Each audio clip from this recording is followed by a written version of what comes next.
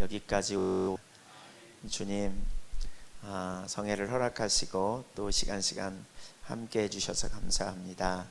주님만 홀로 영광을 받으시옵소서. 오늘 마지막 시간입니다. 하나님께서 의도하시고 목적하신 뜻이 하나도 남김없이 다 이루어지게 하시고 우리 주님만 하실 주님 크기의 일을 온전히 이루어 주옵소서. 하나님께 감사하여 예물을 드렸사오니 주님의 일일이 기억하시고 또 은혜로 함께 하시고 사랑하는 모든 한 분 한 분의 삶 가운데 하나님께서 공급하시는 분임을 성령의 조명으로 깨달아 믿음으로 주님 의지할 때마다 하나님 주시는 은혜로 또 필요를 채우신 하나님의 손길을 경험함으로 하나님 영광을 경험하며 사실 수 있도록 이끌어 주옵소서. 감사합니다. 우리 주님 의지하여 나아갑니다. 하나님만 행하시고자 하는 바를 남김없이 이루시고 또 의도하시고 목적하신 그 자리에 저희 모두를 세워 주옵소서. 예수님의 이름으로 감사드리며 기도 올리옵나이다. 아멘. 할렐루야. 주님의 은혜가 함께 하시기를 축복합니다. 네. 이번 주제는 하나님과 친밀한 교제이다 라고 이렇게 잡았습니다. 특별히 첫 시간에 에베소서 1장을 보면 하나님은 우리를 원하신다, 나를 원하신다, 이제 이런 부분 살폈습니다. 하나님은 우리 자신을 원하시고요, 또 창세 전부터 우리를 당신의 자녀 삼기 원하셨다, 그랬습니다. 그 하나님의 마음이 무엇인지 우리가 첫 시간에 이렇게 쭉 살폈어요. 그리고 이제 두 번째 시간에는 사랑의 관계성으로 우리를 초청하셨다. 사실 하나님이 먼저 우리를 사랑하셨고 우리가 하나님의 사랑을 지정의로 볼 수 있다 그랬어요. 하나님이 우리를 보배로운 소유물로 여기시고 그 다음에 열렬히 사랑하시고 그 다음에 필요를 채우시는 그 사랑으로 십자가 대속의 은혜로 우리에게 영원한 생명을 주셨습니다. 그 사랑의 하나님께서 십자가의 대속의 은혜로 우리를 구원해 놓으셨죠. 무엇보다 참 중요한 게 친밀한 교제에 있어서 친밀한 교제를 가로막는 중요한 한 부분은 그 십자가의 대속의 은혜가 무엇인지를 우리가 잘 이렇게 깨닫지 못하면 이게 안 보이더라고요. 그래서 하나님이 베푸신 은혜가 얼마나 크고 놀라운지 우리가 이 부분을 아는 게 참 중요하죠.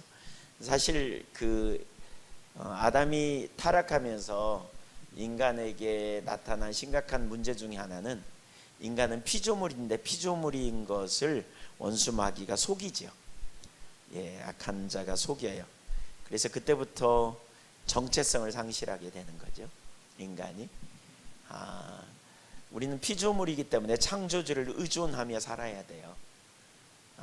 그리고 의존하며 살 때 우리 삶에 강력한 능력이 있고요. 근데 마귀는 자꾸 네 힘으로 살아라, 네 능력으로 살아라, 네가 잘할 수 있어, 뭐 이런 그런 의식. 그래서 인간이 하나님을 떠나면서 자기를 과신하는 경향이 있다, 그렇게 나눴죠. 기회만 있으면 자기를 신뢰하고 자기 자부심에 빠지고 이런 자리에 우리가 얼마나 자주 돌아가는지, 끊임없이 자기를 과신하는. 예수님이 오셔가지고요, 우리가 예수 그리스도를 믿음으로 말미암아 구원을 얻었습니다. 영원한 생명을 얻었죠. 근데 예수 믿고 난 이후에도 우리가 능력을 상실하는 주된 이유 중에 하나는 반복적으로 그 자리로 돌아간다는 거예요. 어느 자리로요? 자기를 과신하는 자리로 돌아가요. 자꾸 자기를 과신하는. 이 자기를 과신한다는 말을 다른 말로 표현하면 교만함이에요. 교만.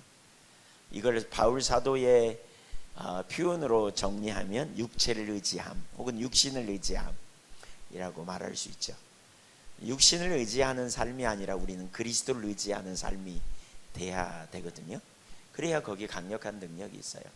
사실 육신을 의지하게 되면 예수님보다 자기를 과신하고 언제나 두 가지로 갈 수밖에 없어요. 육신을 의지하면 항상 초점이 자기에게 간다 그랬어요. 요한복음 3장 14절에 보면 그런 표현이 있죠. 모세가 광야에서 뱀을 든 것처럼 인자가 들려야 하리니 이는 누구든지 저를 믿는 자마다 멸망치 않고 영생을 얻게 하리 하심이라 그랬어요. 모세가 광야에서 뱀을 들었습니다. 왜 들었습니까? 민수기 21장에 보면 모세가 광야에서 뱀을 든 사건을 다루고 있는데 거기 이스라엘 백성들이 출애굽 여정에 너무 힘들고 고통스러우니까 이 출애굽 여정에 하나님께서 이스라엘 백성들을 돌게 하잖아요. 그러니까 그 광야길을 도는 것이 너무 힘들고 그러니까 이스라엘 백성들이 원망하고 불평합니다. 그때 하나님께서 보호막을 거두시어서 뱀들이 와가지고 그들을 불뱀들이 와서 물어요. 그래가지고 많은 사람이 죽어가는 장면이 나오거든요. 그때 모세가 하나님 앞에 중보기도 하면서 이 백성을 긍휼히 여겨달라고 그렇게 기도하죠. 그랬더니 이렇게 하나님께서 처방을 내리세요. 어떤 처방이요? 놋뱀을 만들어 가지고 장대 끝에 높이 달면 누구든지 그 뱀을 보는 자마다 뭐 할 것이다? 살 것이다 그랬어요. 살 것이다. 살았어요. 실제로 살았어요. 뱀을 들었고 놋뱀을 본 자가 살았잖아요. 예수님이 이 구절을 인용하면서 이렇게 해요. 모세가 광야에서 뱀을 든 것처럼 그리고 뱀에 물린 자가 이 뱀을 보면 살았던 것처럼 인자가 들려야 하리니 누구든지 예수님을 뭐하면 믿으면 아직 안 친하시군요. 예수님을 뭐하면 믿으면 뭐하리라? 영생을 얻으리라 그랬어요. 그래서 여기서 우리가 한 가지 볼 수 있는 게 믿는다는 말과 본다는 말을 상호 교환적으로 쓸 수 있다고 봐야죠. 믿는다는 말과 본다는 말. 에이든 토저라고 하는 분이 쓴 하나님 추구함이라는 책에 보면 그분도 정확하게 그런 표현을 하거든요. 믿는다는 말과 보는다는 말을 상호 교환적으로 쓸 수 있다. 그래서 믿음을 뭐라고 이해할 수 있냐면 영적으로 믿음은 우리가 믿음으로 하나님을 보는 거다 이렇게. 믿음은 보는 거예요. 주님을 지속적으로 보는 거예요. 그러니까 누구를 보냐의 싸움이에요. 우리 자신을 보느냐 주님을 보느냐. 나를 보면 항상 우리는 뭐 하느냐, 내가 좀 뭐 좀 할만하고 내놓을만 하면 자부심과 우월의식을 갖고, 내가 내놓을 게 없으면 뭐죠? 죄책감에 빠지고 열등의식에 빠지고. 사람과의 관계에서도 우리가 그러죠. 자기 기준, 내 기초에 내가 뭔가 좀 내놓을만 하면 자부심과 우월의식을 갖고, 내놓을 게 없으면 낭망하고 좌절하고 죄책감에 눌리고 그래요. 이게 뭐냐? 이게 육체를 의존하는 거예요. 육체를 의존하는 건 나를 보는 거예요. 나를 보는 거예요. 우리는 나를 믿어요? 그리스도를 믿어요? 그리스도를 믿어요. 바꿔 말하면 그리스도를 보는 거예요. 그리스도를 보는 거예요. 나를 보는 거 그만두고 그리스도를 봐요. 나를 위하여 자기 자신을 버리신 하나님의 아들 우리 주 예수 그리스도, 그분이 우리에게 오셨어요. 로마서 1장 16절에 보면 어제 그 표현 나눴죠. 복음은 모든 믿는 자들에게 구원을 주시는 하나님의 능력이라 그랬거든요. 여기 능력이라는 말은 두나미스라는 말이라 그랬어요.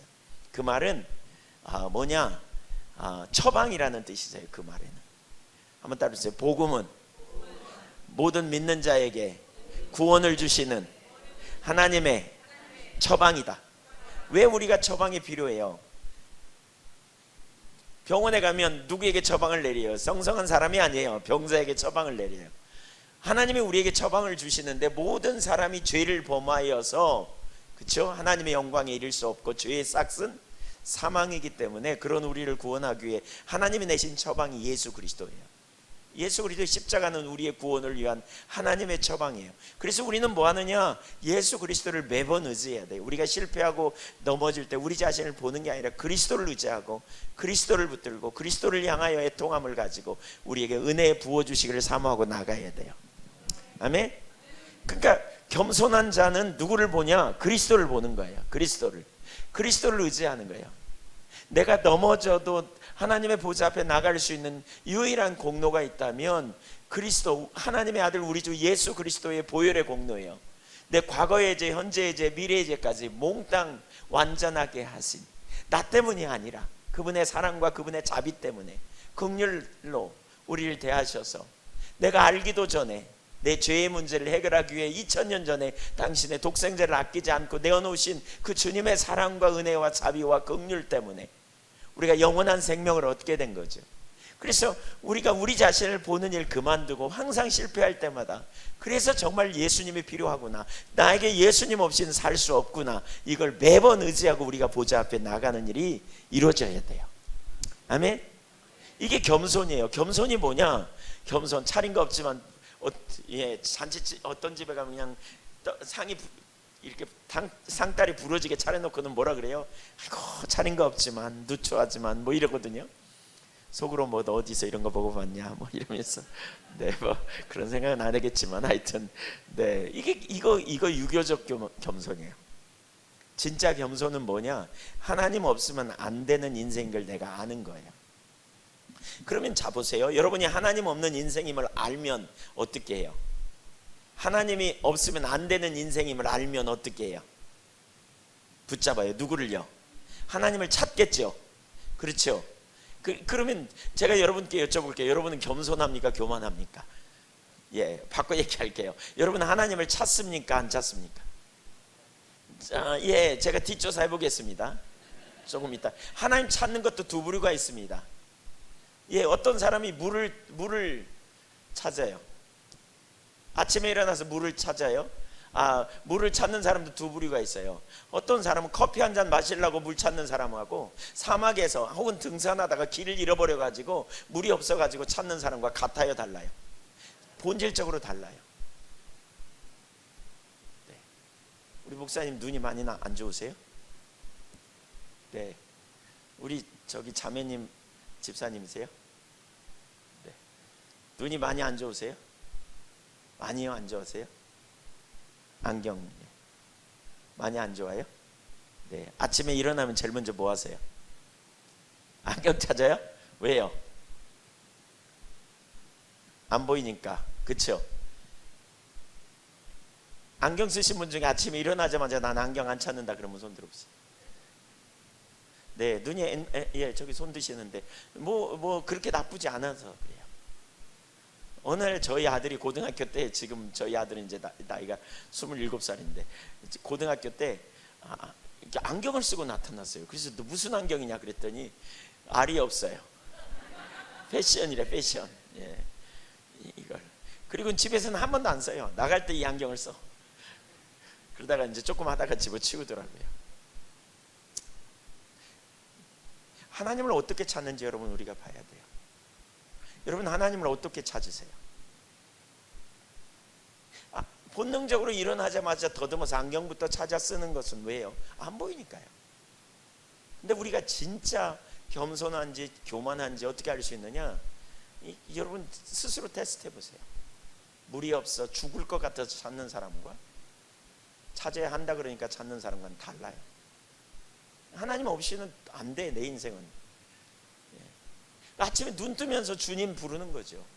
은혜를 구하고 하나님이 나와 함께하는 임재 안에 있기를 내가 갈망하고, 주님이 나를 인도해 주시고 주님이 나를 가르쳐 주시고 주님이 나에게 지혜와 거룩함과 의로움과 구원함이 되시는데 내 안에 답이 없으면 아는데. 교만한 사람은 어떻게 해요? 자기 안에 답이 있다고 생각해요. 그러다가 안 되면 착각해요. 안 되면 뭐예요? 낭망하고 좌절해요. 제가 어제 학습된 무능에 대해서 나눴습니다. 벼룩이 툭툭툭툭 튀다가 더 이상 이렇게 비커 속에, 유리 비커 속에다 넣어놓고 30cm쯤 튀는 벼룩이 10cm 유리 비커에다 넣고 하면 그 밑에 계속 부딪히니까 나중에 보면 그 밑에까지만 뛴다지 않아요? 이거 치워도 그 밑에까지만 뛰어요. 이게 학습된 무능력이에요. 익숙해졌어. 그러니까 이렇게 육체를 의지하고 교만한 삶을 산 사람은 죽을 때까지 뭐라 그러냐? 예수 믿기 어렵다 그래요. 빌립보서 4장 13절에 내게 능력 주신 자 안에서 내가 능치 못할 일이 없느니라 라고 말씀했어요. 그 말은 뭐예요? 내게 능력이 없지만 내가 어떤 환경 속에서라도 주님이 나와 함께 하시기만 하면 능치 못함이 없다는 말이에요. 아멘. 사실 이 삶으로 우리가 나아가야 돼요. 내게 원래 능력이 없어, 원래 내게 답이 없어. 그러나 주님이 나와 함께 하시기만 하면 능치 못함이 없는 거예요. 그러니까 바울 사도가 그런 거죠. 감옥에서도 내게 능력 주시는 자에서 내가 능치 못함이 없다. 기뻐하라고 얼마나 빌립보에서 자주 말하는지 몰라요. 어떻게 기뻐할 수 있어요? 우겨쌈을 당하여도 쌓이지 않고 답답한 일을 당해도 낙심치 않는 이유가 뭐예요? 내가 나를 바라보면 신세가 정말 가련하죠. 연민에 빠져가지고 우리 좌절하고 낭망할 수밖에 없을 거예요. 여러분, 우리가 하나님을 바라보지 않고 믿음으로 살지 않으면요, 자기 자신을 바라보는 자리로 가면 둘 중에 하나예요. 환경을 바라볼 때도 뭐가 잘 되면 신나요, 그냥 할렐루야 그래요. 그러다 뭐가 안 되면요, 죄송한 표현이지만 놀렐루야 그러고 뒤집어져요. 뭐가 좀 안 돼 보세요, 낭망하고 좌절하고 그냥 그러다가 스스로를 불쌍히 여겨 내가 나를, 연민에 빠지는 거죠. 자꾸 연민에 빠져요. 불신의 징후 중에 가장 큰 징후 중에 하나가 그 뭐죠? 나타나는 그 증후군 중에 하나가 연민입니다. 연민. 그렇잖아요. 내가 이놈의 직구 속에 시집 와서 내 진세가 뭐야, 뭐 이런 거 있잖아요. 아이고, 난 빨리 이런 기도, 혹시 이런 생각 해본 분 손 들어보세요. 하나님, 저 빨리 데려가시옵소서, 저 얼른 가고 싶어요, 이런 손 들어보세요. 그런 거 한 번이라도 이렇게 해본 분 손 들어보세요. 솔직히 손 들어보세요. 네. 그런 건 기도할 필요가 없어요. 다 이루어지니까 좀만 기다리세요. 환경이 어려우니까 연민에 빠지면 그렇게 우리가 막 하죠. 어디로 가니까 초점이 나를 보니까 그래요. 환경을 보니까. 나를 보는 거 그만두고 우리는 누구를 봐야 돼요? 예수님 봐야 돼요. 주님 봐야 돼요. 하늘 권리를 포기하고 나를 위해 구원하기 위해 오신 그 주님이 내가 어떤 환경에 있든지 내 머리털 하나까지 세심받은 하늘 아버지가 나를 가장 완전하게 이끄실 능력이 있다는 사실을 믿음으로 신뢰한다면 우리는 연민에 빠지지 않고 오히려 주님, 우리에게 아빠가 되어주시기 위해 오신 하늘 아버지를 향해 우리는 믿음으로 나아가겠죠. 아멘. 관건은, 문제는 뭐냐면 교만이에요. 교만. 제가 주님을 추구해 가고 주님과 동행하고 어떻게 하면 하나님을 정말 잘 따라갈까, 잘 믿을까, 이런 고민하는 가운데 하나님께서 저에게 반복적으로 성경을 펴면 교만에 대해서 들어오고, 기도하면 제가 교만하다고 막 그런 감동을 주시고, 그래서 어느 날 제가 뭐가 도대체 교만인가 이런 생각을 해보고요, 성경에 교만이라는 단어를 다 찾아봤습니다. 근데 엄청 많아요. 교만. 찾다가 거기 나오는 구절들 찾다가 제가 내린 한 가지 결론이 있어요. 하나님은 교만을 무진장 싫어하고요, 하나님 겸손을 엄청 기뻐하시는구나, 이걸 발견했어요. 여러분, 하나님 교만 정말 싫어해요. 교만. 옆에 사람한테 한번 축복해 주세요. 교만하지 맙시다. 아멘. 한마디 더 해주실래요? 너나 잘하세요. 이렇게. 주여, 죄송합니다. 네.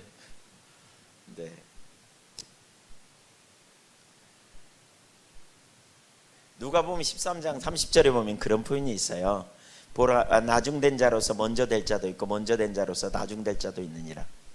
먼저 됐는데 나중될 수도 있고 나중됐는데 먼저 될 수도 있대. 이게 무슨 문제예요? 교만의 문제예요. 교만. 사실 교만하면요, 안 자라버려요, 신앙이. 우리는 계속해서 신앙적으로 자라야 되거든요. 성숙돼야 되거든요. 근데 안 자라버려요.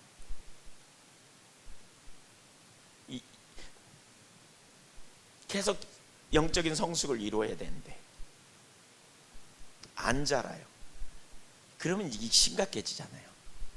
마땅히 선생이 되어야 할 터인데 아직도 어린아이라고, 도의 초보를 다시 가르쳐야 할 지경이라고. 히브리서 5장 거기 11절 이하 이 부를 보면 그게 나오지 않아요? 왜 그러느냐? 교만이에요. 야고보서 4장 6절 제가 읽어볼게요. 빨리 찾는 우리 권사님 빨리 찾으시면 읽으셔도 좋겠고, 야고보서 4장 6절. 네, 누가 찾았었으면 읽어보세요.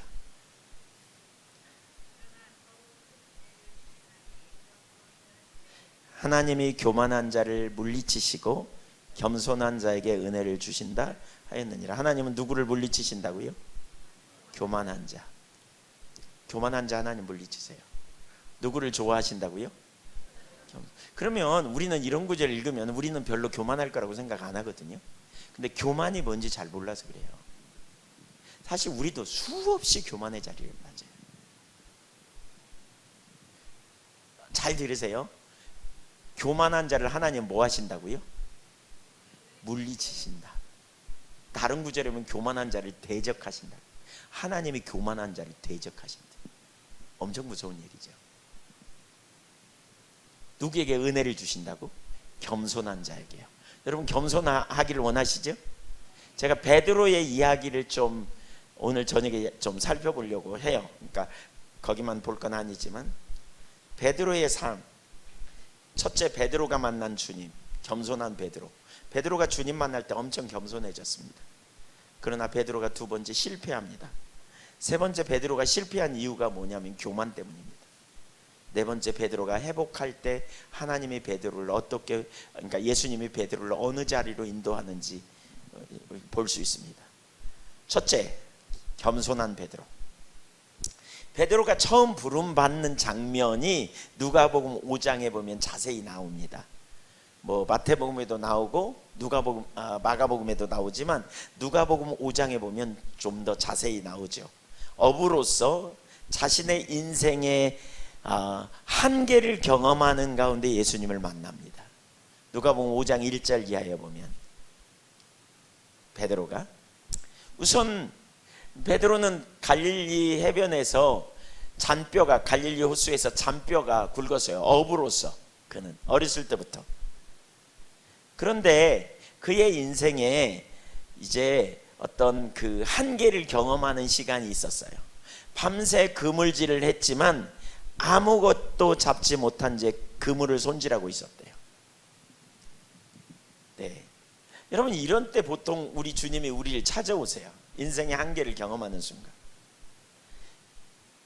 그때 예수님께서 베드로가 그물을 싣고 있는 옆에서 설교를 하시다가 갑자기 그의 배를 타시더니 설교를 하시죠.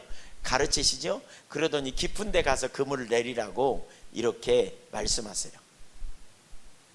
깊은 데 가서 그물을 내리라 이렇게 말해요.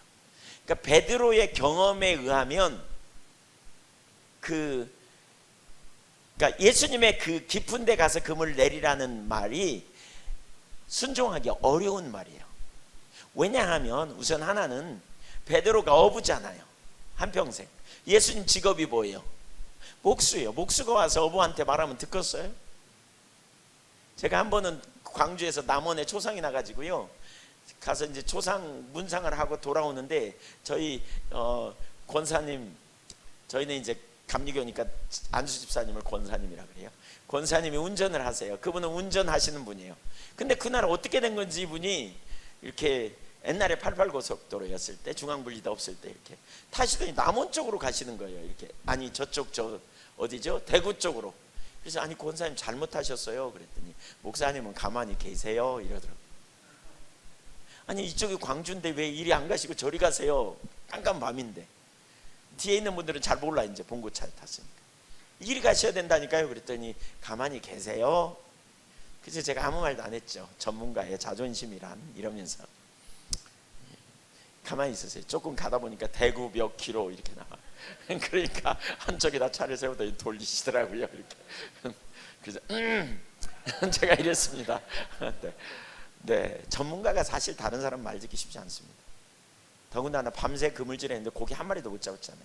이게 다 씻었잖아요. 제가 포항에 집회 가갖고요. 거기 어부 장로님이 계신데 여쭤봤어요. 그랬더니 자기라면 절대로 순종 안 한다. 네.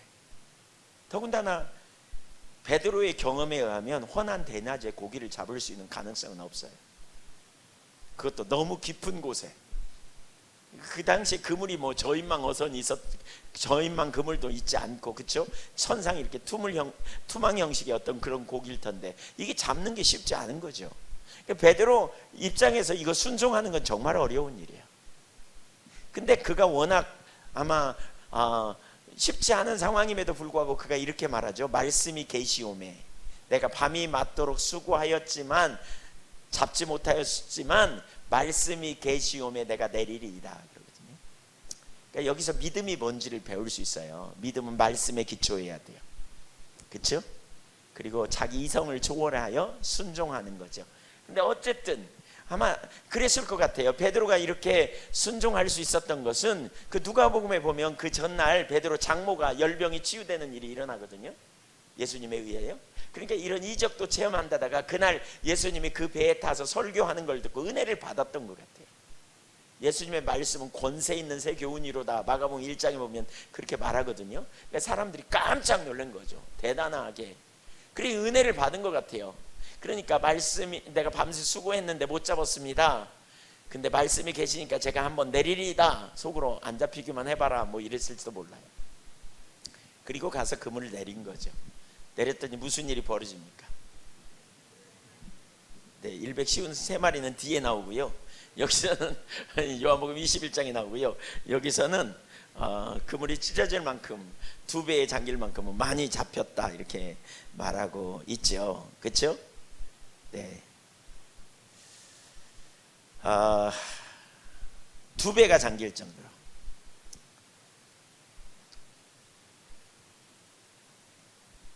이런 설교를 한번 해보고 싶어요. 제가 설교하면 그냥 무조건 자기 생각 다 내리고 순종하는 이런 설교. 예.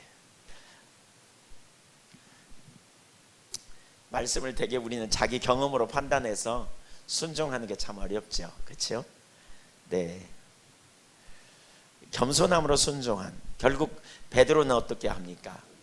진짜 그는 겸손하게 땅바닥에 자신을 낮춥니다. 그리고 뭐라 그래요?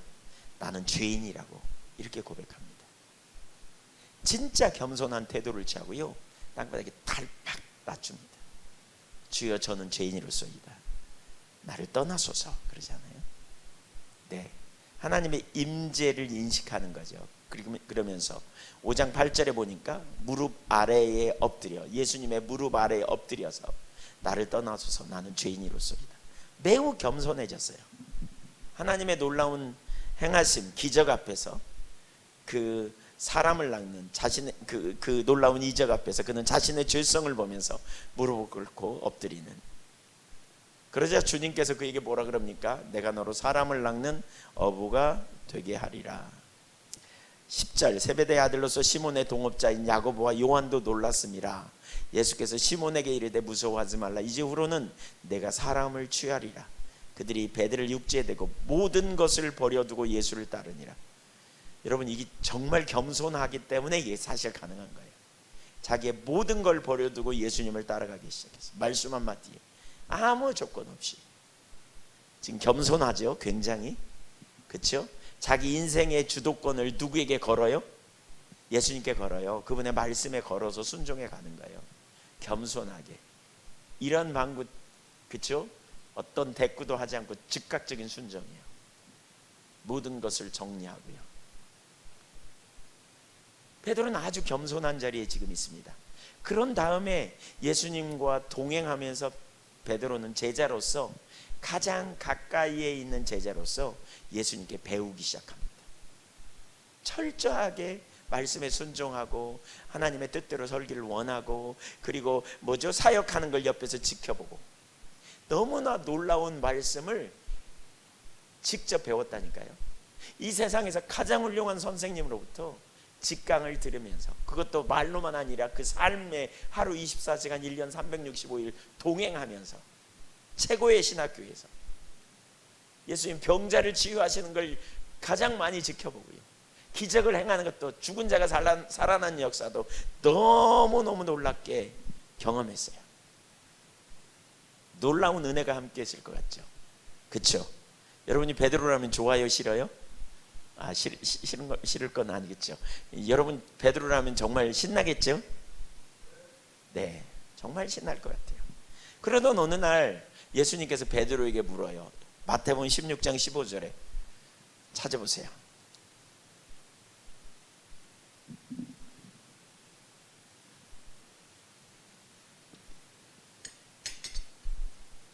시작. 계속.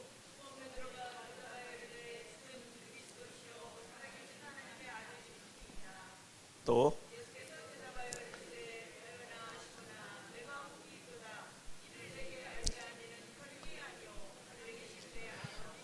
지금 베드로에게 하나님의 은혜가 함께하고 계세요. 사실 그 당시에는 오늘날처럼 누가 가르친 지식이 아니거든요. 바요나 시모나 복이 있도다 이를 내게 알게 하니는 혈육이 아니다. 누군가 가르쳐주지 않았다는 거예요. 뭐 모태신앙으로서 뭐 부모님께 보내심을 받아 당연히 와서 나는 그리스도인이네 이렇게 앉아있는 것도 아니라는 거예요. 하늘에 계신 아버지가 은혜로 함께 하셔서 자기가 죄인이고 예수님이 그리스도이라는 사실을, 예수님이 하나님의 아들이시며 예수님이 메시아라는, 그들이 기다렸던 메시아라는 사실을 알게 해주신 거예요. 맞죠? 그러니까 베드로에게 은혜가 함께해요. 그랬더니 18절에 보세요. 예수님이 아주 기뻐하시면서 그랬어요. 18절 시작.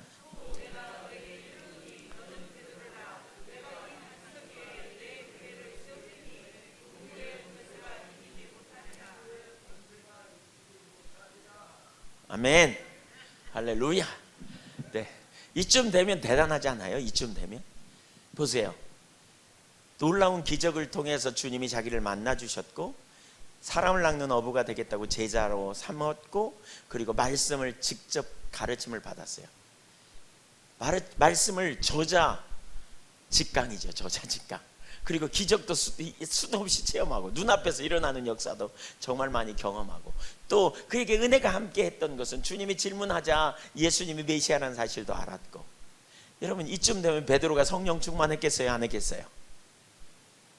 충만했겠죠? 은혜가 그와 함께 했을 거라고 믿으시죠? 이쯤 되면 영적으로 성숙됐다고 생각해요? 안 돼요? 예, 뭐 우리 그렇게 생각하잖아요. 이렇게 많이 배웠는데, 이렇게 많이 체험했는데 얼마나 놀라운가, 그렇죠?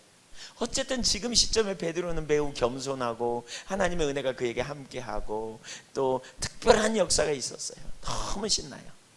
이게 베드로의 첫 번째 모습이에요. 두 번째, 그런 베드로가 실패합니다. 성경에 그런 베드로가 실패하는 이야기가 나옵니다. 베드로가 실패했어요. 두 번째, 마태복음 16장 21절 이하를 보겠습니다. 21절 시작.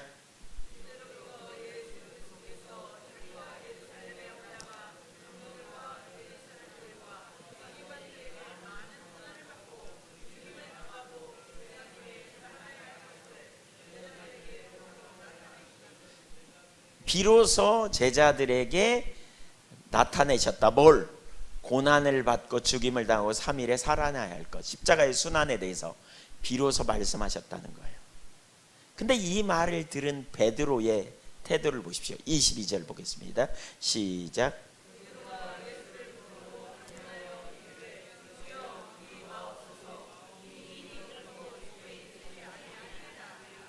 네,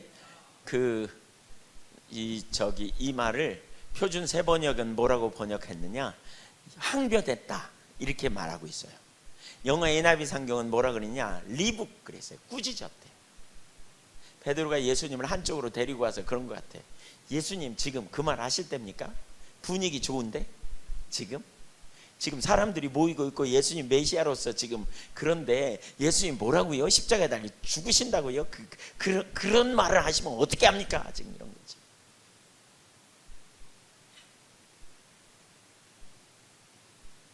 예수님의 말씀 앞에 베드로는요, 예수님을 꾸짖었다니까요. 가르치려고 그런다니까요. 교정하려고 그런다니까요. 제가 예수님이라면 이런 생각이 들 것 같아요. 베드로 너 많이 컸다. 여러분 우리가 보세요. 우리도 모르는 순간에, 어떤 순간에 좀 알고 뭔가 경험하고 뭔가 된 것 같으면 그때부터 말씀을 우리 삶으로, 우리식으로 잣대질하고 우리 생각으로 말씀을 교정해 버리려고 하는 태도가 우리 가운데 생길 수 있다는 거예요. 사실 예수님의 말씀이면 자기가 납득이 안 되면 그 말의 의미가 뭔지, 왜 그렇게 말씀하셨는지, 그걸 통해 나에게 뭘 가르치려고 하는지 겸손히 배워야 되잖아요. 근데 그렇게 하지 않습니다. 그래서 예수님이 뭐라 그런지 보세요. 23절 보십시오. 23절 시작.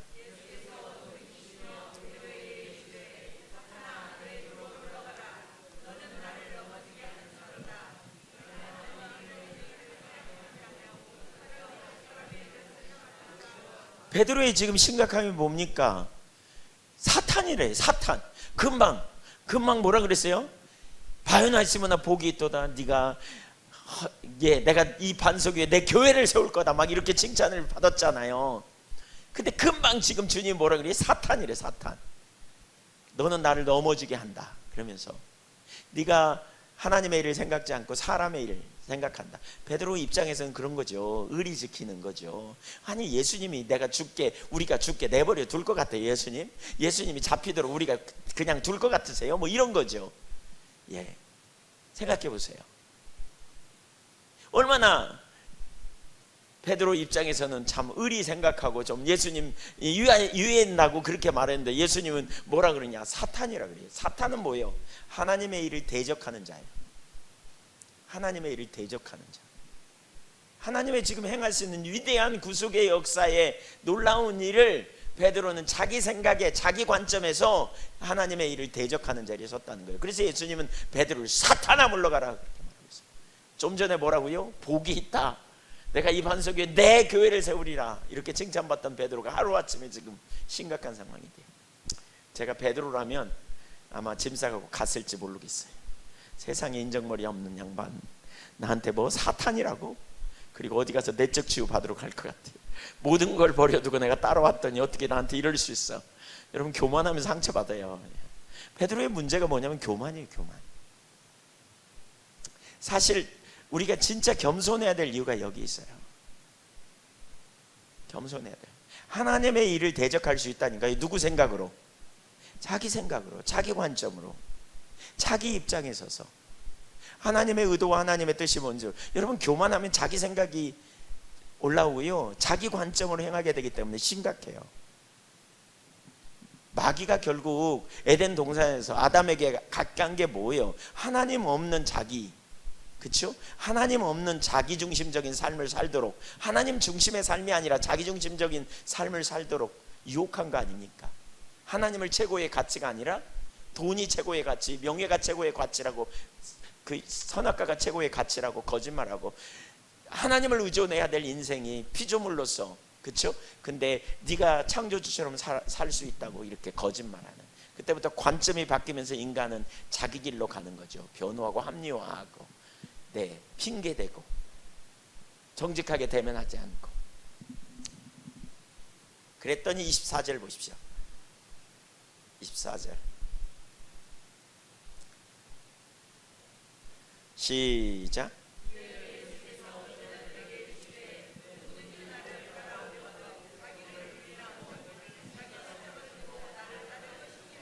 네, 여기 이렇게 말하죠.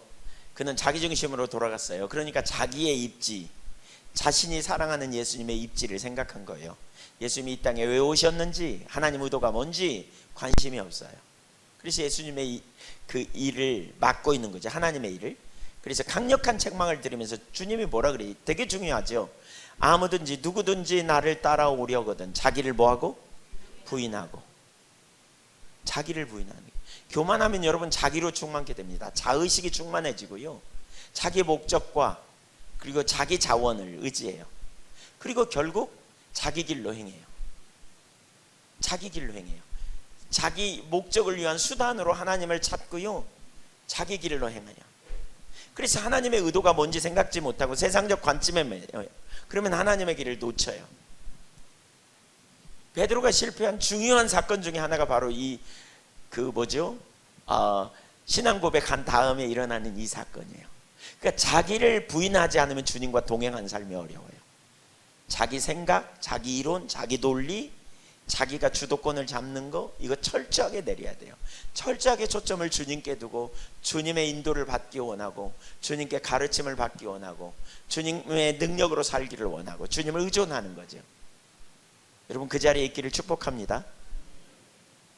교만하면 자기 충만이 돼요. 그의 실패는 또 나와요. 누가복음 22장 31절 이하를 보세요. 누가복음 22장 31절 이하.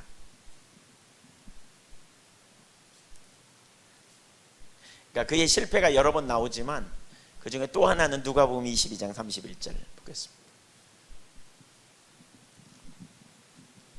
최후의 만찬 자리에서 예수님이 베드로의 발을 씻겨주잖아요. 그렇죠? 발을 씻겨주려고 그러죠. 제자들의 발을 쭉 씻기고 베드로를 씻기려고 하니까 베드로가 뭐라 그래요? 안 씻는다 그래요. 그랬더니 예수님이 너 나와 상관없다 그랬더니 발뿐 아니라 머리까지, 목욕까지 시켜주세요.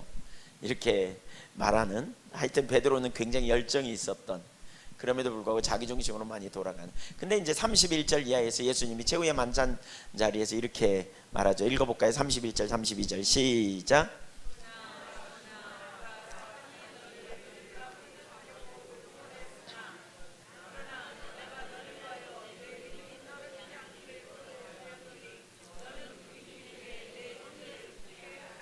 그러니까 사단이 너를 밀가부로 하려고, 사탄이 너를 밀가부로 하려고 요구하였다. 허락을 맡으러 왔다. 그래서 내가 믿음이 떨어지지 않기를 기도했으니까 너 돌이킨 후에 내 영제 굳게 해. 그랬더니 베드로가 큰 소리 빵빵 칩니다.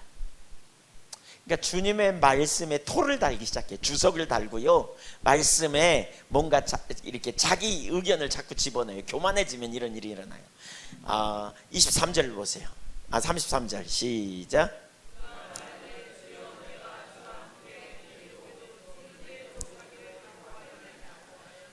그러니까 자기를 과신하죠.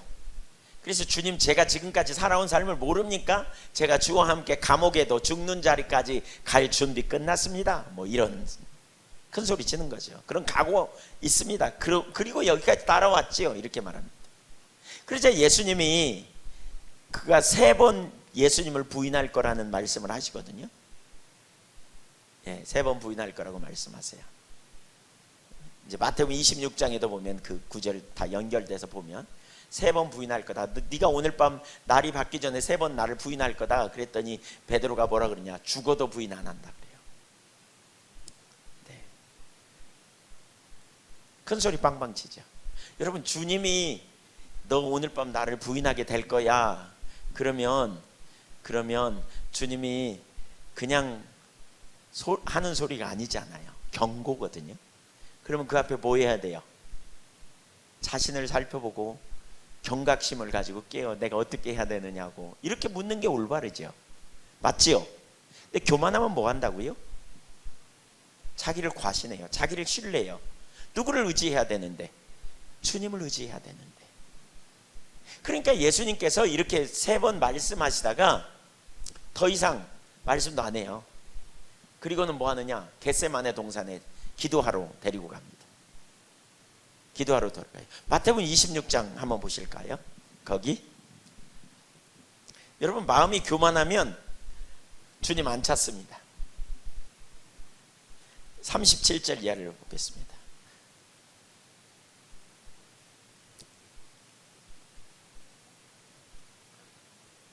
예, 36절 이하에 기도하는, 겟세마네 동산에 기도하는, 그냥 보시고 여러분 따라오세요. 제가 나눌게요.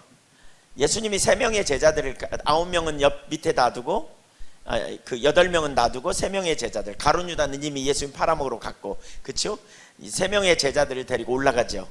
그리고는 예수님이 너희는 여기 깨어있어 기도하라 그러면서 예수님 자신은 땀방울이 핏방울 되도록 기도해요. 그러니까 절박하게 기도하는 거예요. 그날 밤에 은혜가 필요했던 것을 보여주죠.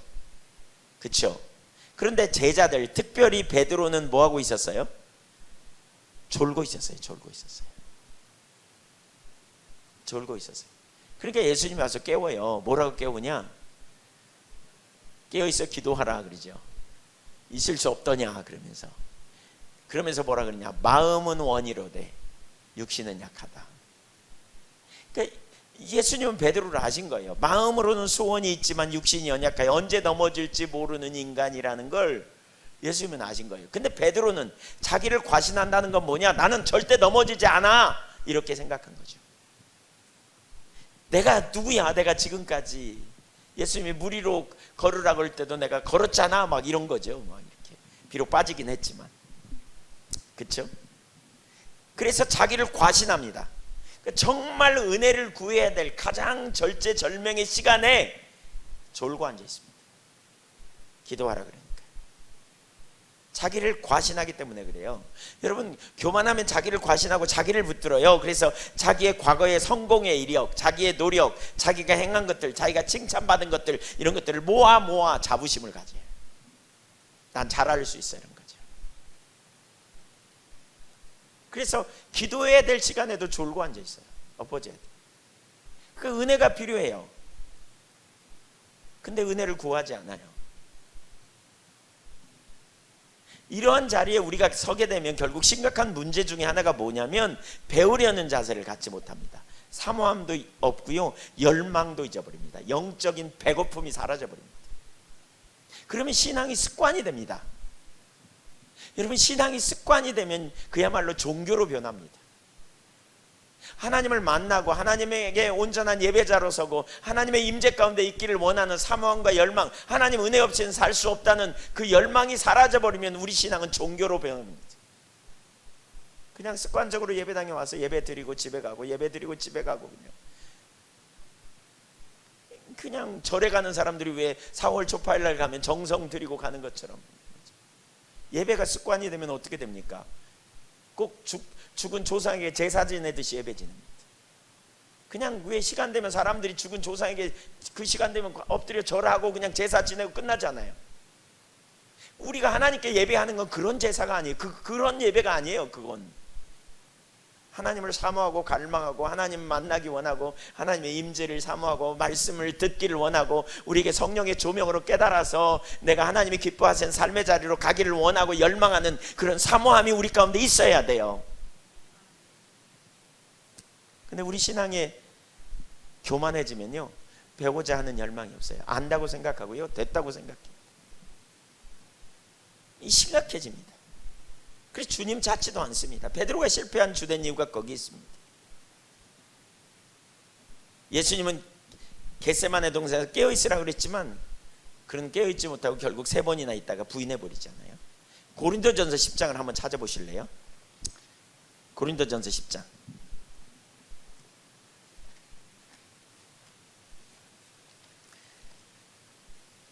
사도 바울을 통해서 하나님께서 고린도 교회를 경고해요. 나아가 이건 우리를 향해 경고하는 말씀이기도 해요. 고린도전서 10장 12절 한번 보실래요? 12절, 고린도전서 10장 12절 시작. 그런즉 선줄로 생각하는 자는 넘어질까 조심하라. 13절도 보고요. 감당할 시험 밖에는 너희가 당할 것이 없나니 오직 하나님은 미쁘사 너희가 감당하지 못할 시험 당함을 허락지 아니하시고 시험 당할 즈음에 또한 피할 길을 내사 너희로 능히 감당하게 하시니라. 13절에 보니까 시험이라는 말은 템프테이션으로 유혹, 이렇게 번역하고 있어요. 영어 성경에 보니까 유혹이에요. 유혹. 사람이 감당치 못할 유혹을 허락하지 아니하신다는 거예요. 그리고 왜? 하나님은 그런 시험을 허락지 않는데, 그런 유혹을 허락지 않는데, 그리고 그런 유혹이 올 때 피할 길을 내시사 능히 이기게 하신다, 이렇게 말하고 있어요. 여러분, 이런 삶이 이 말씀을 믿어지세요? 네, 죄송합니다. 당연히 믿겠죠. 다시 얘기할게요. 여러분, 감당치 못할 시험을 하나님은 허락지 아니하십니다. 아멘. 또 시험 당할 즈음에 뭘 내사? 피할 길을 내사 능히 이기게 하십니다. 너무나 놀라운 능력이잖아요. 승리죠. 그렇죠? 네. 근데 이 삶을 살아야 되는데 안 되는 이유 중에 하나가 12절과 관련이 있어요. 뭐냐? 섰다고 생각하지 말래요. 섰다고 생각하면 넘어질까 조심하라는 거예요. 그러니까 여기 보세요. 우리가 우리 자신이 섰다, 됐다고 생각하면 된다고요? 안 된다고요? 그 말은 무슨 얘기냐면 우리는 원래 서 있는 존재가 아니에요. 우리 힘으로 서 있는 존재가 아니에요. 우리는 항상 뭐냐? 주님을 의존하고 서야만 진정으로 서는 자예요. 근데 주님 없이 내가 섰다고 생각하는 순간 넘어질까 조심하래요.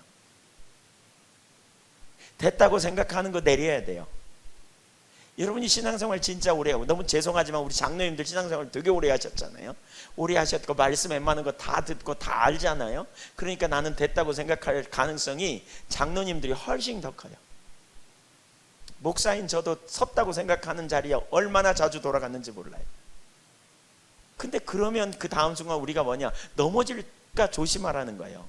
넘어질까 조심하라. 왜 문제가 뭐냐? 내가 스스로 내 안에 능력이 없어요. 근데 내가 섰다고 생각하면 시험이 오거나 유혹이 올 때 하나님을 의지해야 돼. 피할 길을 내시는, 그렇죠? 감당치 못할 시험당을 허락지 아니하신 주님을 의존해야 돼요. 그래야 그분이 그분의 은혜로 저와 여러분을 능히 이기게 하시고 승리케 하시는데, 우리가 뭐 좀 안다고 뭐 좀 됐다고 우리가 이렇게 생각하고 나는 괜찮아, 나는 잘하고 있어 라고 생각하는 그 다음 순간 원수 마귀가 우리에게 유혹을 던지면 쏙 넘어가서 실패할 수도 있다는 사실을 가르치고 있는 거예요. 계속 섰다고 생각하실래요? 네, 좀 더 읽어보죠. 10장 1절 보세요. 10장 어떤 사람을 두고 이렇게 말했는가 보세요. 형제들아, 나는 너희가 알지 아니하기를 원하지 아니하노니 우리 조상들이 다 구름 아래에 있고 바닷 가운데로 지나며 모세에게 속하여 다 구름과 바다에서 세례를 받고 다 같이 신령한 음식을 먹으며 다 같이 신령한 음료를 마셨으니 이는 그들을 따르는 신령한 반석으로부터 마셨으며 이 반석은 곧 그리스도라. 이게 무슨 얘기예요? 출애굽받은 이스라엘 백성들 얘기예요. 이스라엘 백성들 구름 가운데 있었다, 구름 아래에 있었다, 하나님의 임재 아래에 있었단 말이에요. 하나님과 동행하는 삶, 바닷 가운데 지냈다, 홍해를 건넜단 말이에요. 하나님의 능력, 그렇죠? 또 누구에게 속하여? 모세에게 속하여 다 구름과 바다에서 뭘 받고? 세례 받고 구원받은 자를 얘기해요. 이 세례를, 홍해를 통과한 사건을 두고 구원받은 사건으로 얘기해요.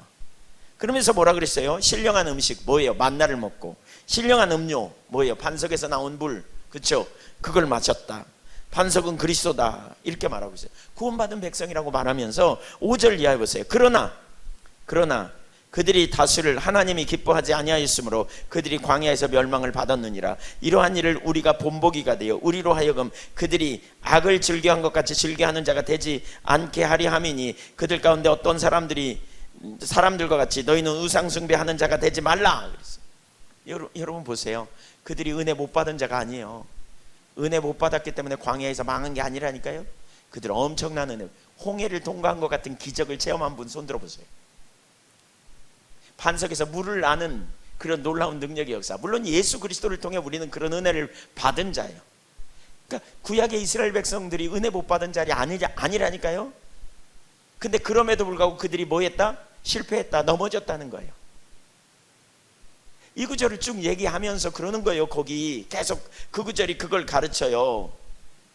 어떤 사람이 음행하다가 죽었다, 우상숭배하다가 죽고 음행하다가 죽고, 또 9절에 보니까 주를 시험하다가 멸망했고, 여기 시험이라는 말은 민수기 21장 불신에 빠져서 원망하고 불평한 걸 얘기하고요. 그러니까 불평한 걸 얘기하고요. 10절에 보면 원망하다가 멸망당했다 그랬어요.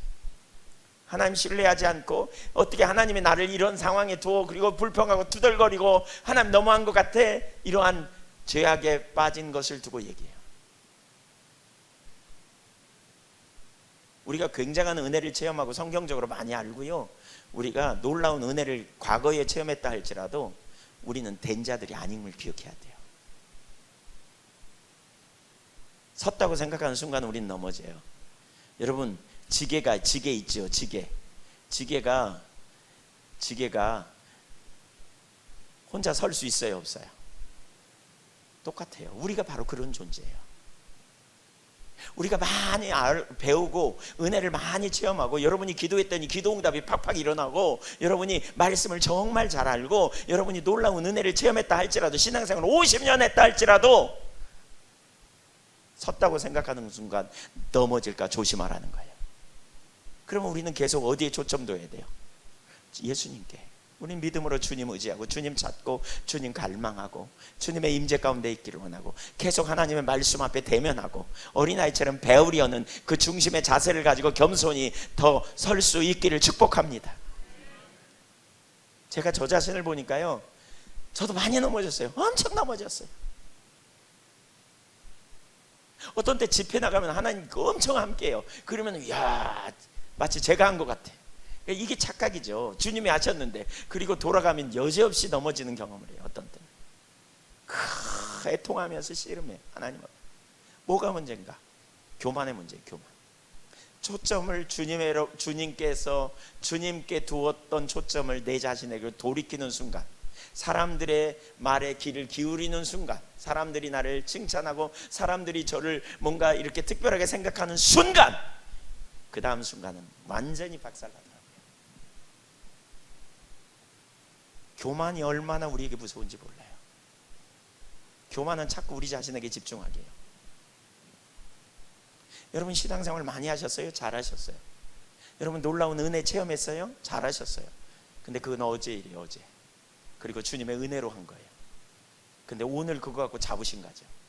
오늘 그거 갖고 나 이런 사람이요, 현재는 임재도 거쳤어, 능력도 상실했어, 아무런 은혜 없어요. 여러분 제가 요양원에 저희 교회에 섬기는데요, 요양보호사들이 이렇게 말해요. 제일 문제가 권사님들이래. 맨날 싸우고 가르치려고만 하고 병원에서. 전 정말 심각하다는 생각이 들었어요. 교회에서 가르치다 보니까 요양원에서 가르치려고만 한대. 그리고 말도 안 듣는데. 어제 받은 은혜를 막 잔뜩 얘기하는데 오늘 임재가 거치니까, 오늘 지금 살아계신 하나님 앞에 있지 않으니까, 하나님을 믿음으로 바라보지 않으니까 지금 현재 겸손하게 다른 사람을 섬기고 은혜를 베풀 능력이 없어 사라져버렸어. 근데 어제 받은 은혜로 교만하고, 어제 아는 성경 구절 갖고 얘기하고 가르치려고 그러고. 은혜 거치면 우리 다 똑같아요, 여러분. 은혜 거치면.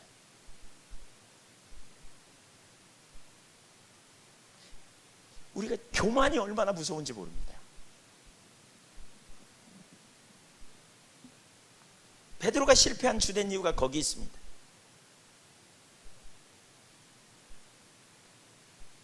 잠언 18장 12절에 마음의 교만은 멸망의 선봉이라고 그랬어요. 교만하면 하나님을 안다고 여김으로 우리가 하나님을 향한 갈망도 사모함도 없어요. 성경을 좀 더 볼까요? 빌립보서 3장을 찾아보십시오. 저는 진짜 이게 우리가 정말 심각하다는 생각이 제가 들고요. 개인적으로 빌립보서 3장, 유대한 바울 사도의 삶을 보십시오. 유대한 바울 사도, 그 앞부분은 안 보더라도 여기 보십시오. 바울 사도가 이렇게 말합니다. 7절 이하서부터 볼까요? 그러나 무엇이든지 내게 유익하던 것을 그리스도를 위하여 다 해로 여길 뿐더러 또한 모든 것을 해로 여김은 내 주 그리스도 예수를 아는 지식이 가장 고상하기 때문이라. 빌립보서 3장 지금 8절 읽고 있습니다. 죄송합니다. 연세 드신 어르신들 고리 않고 제가 막 빨리 읽어가지고 그래도 그냥 성경 정말 빨리 찾으시는 것 같아. 예, 아이고, 네.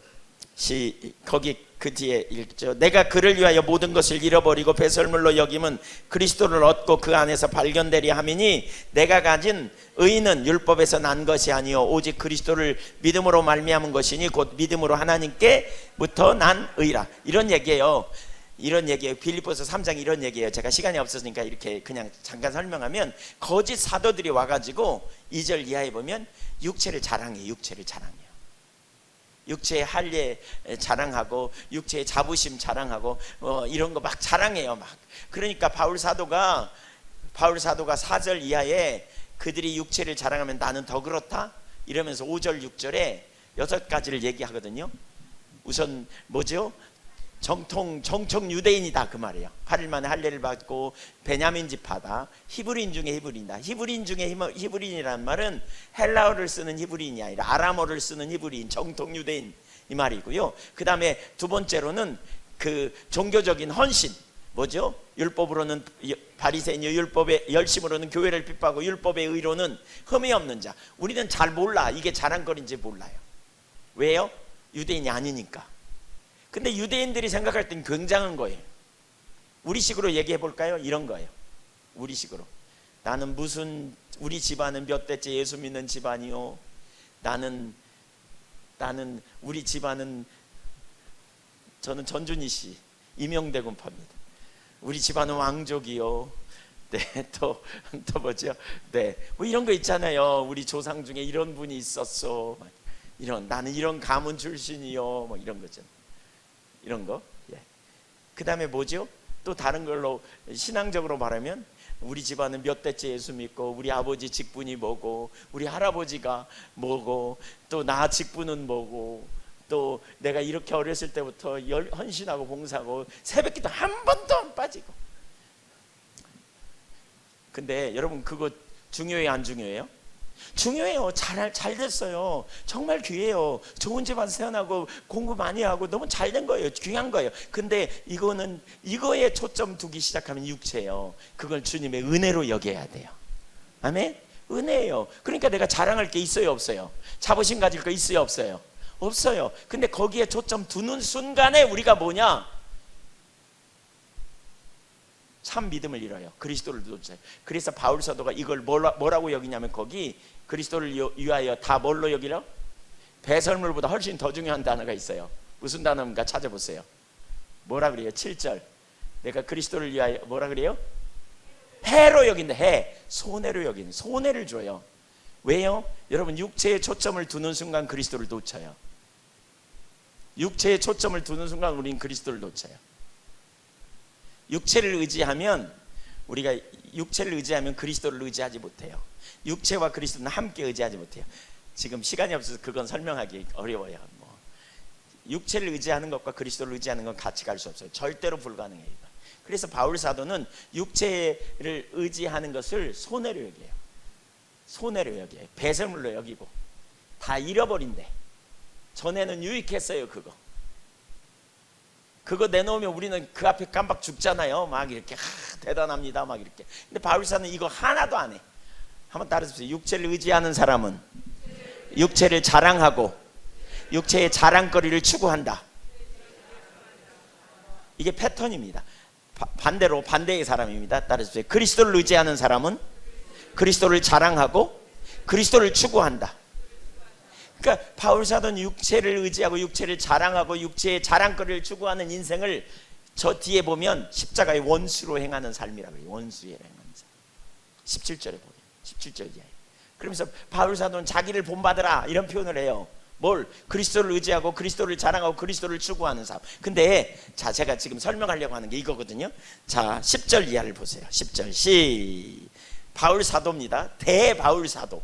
성경 27권 중에 13권이 쓰여졌어요. 그가 썼어요. 그러니까 그보다 더 하나님 잘하는 사람, 예수님 잘하는 사람 있으면 나와보세요. 그보다 더 부활의 능력을 아는 사람 있으면 나와보세요. 네. 근데 그가 뭐라고 말하고 있는지 보세요. 시작.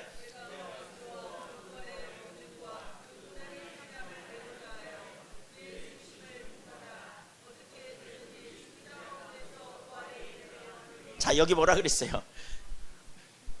그리스도를 알기 원하고 부활의 권능을 알기 원하고 고난에 참여함을, 그리스도를 믿는 자의 삶, 그리스도인의 삶이 뭔지, 그 고난이 무엇인지 알기를 원한다는 거예요.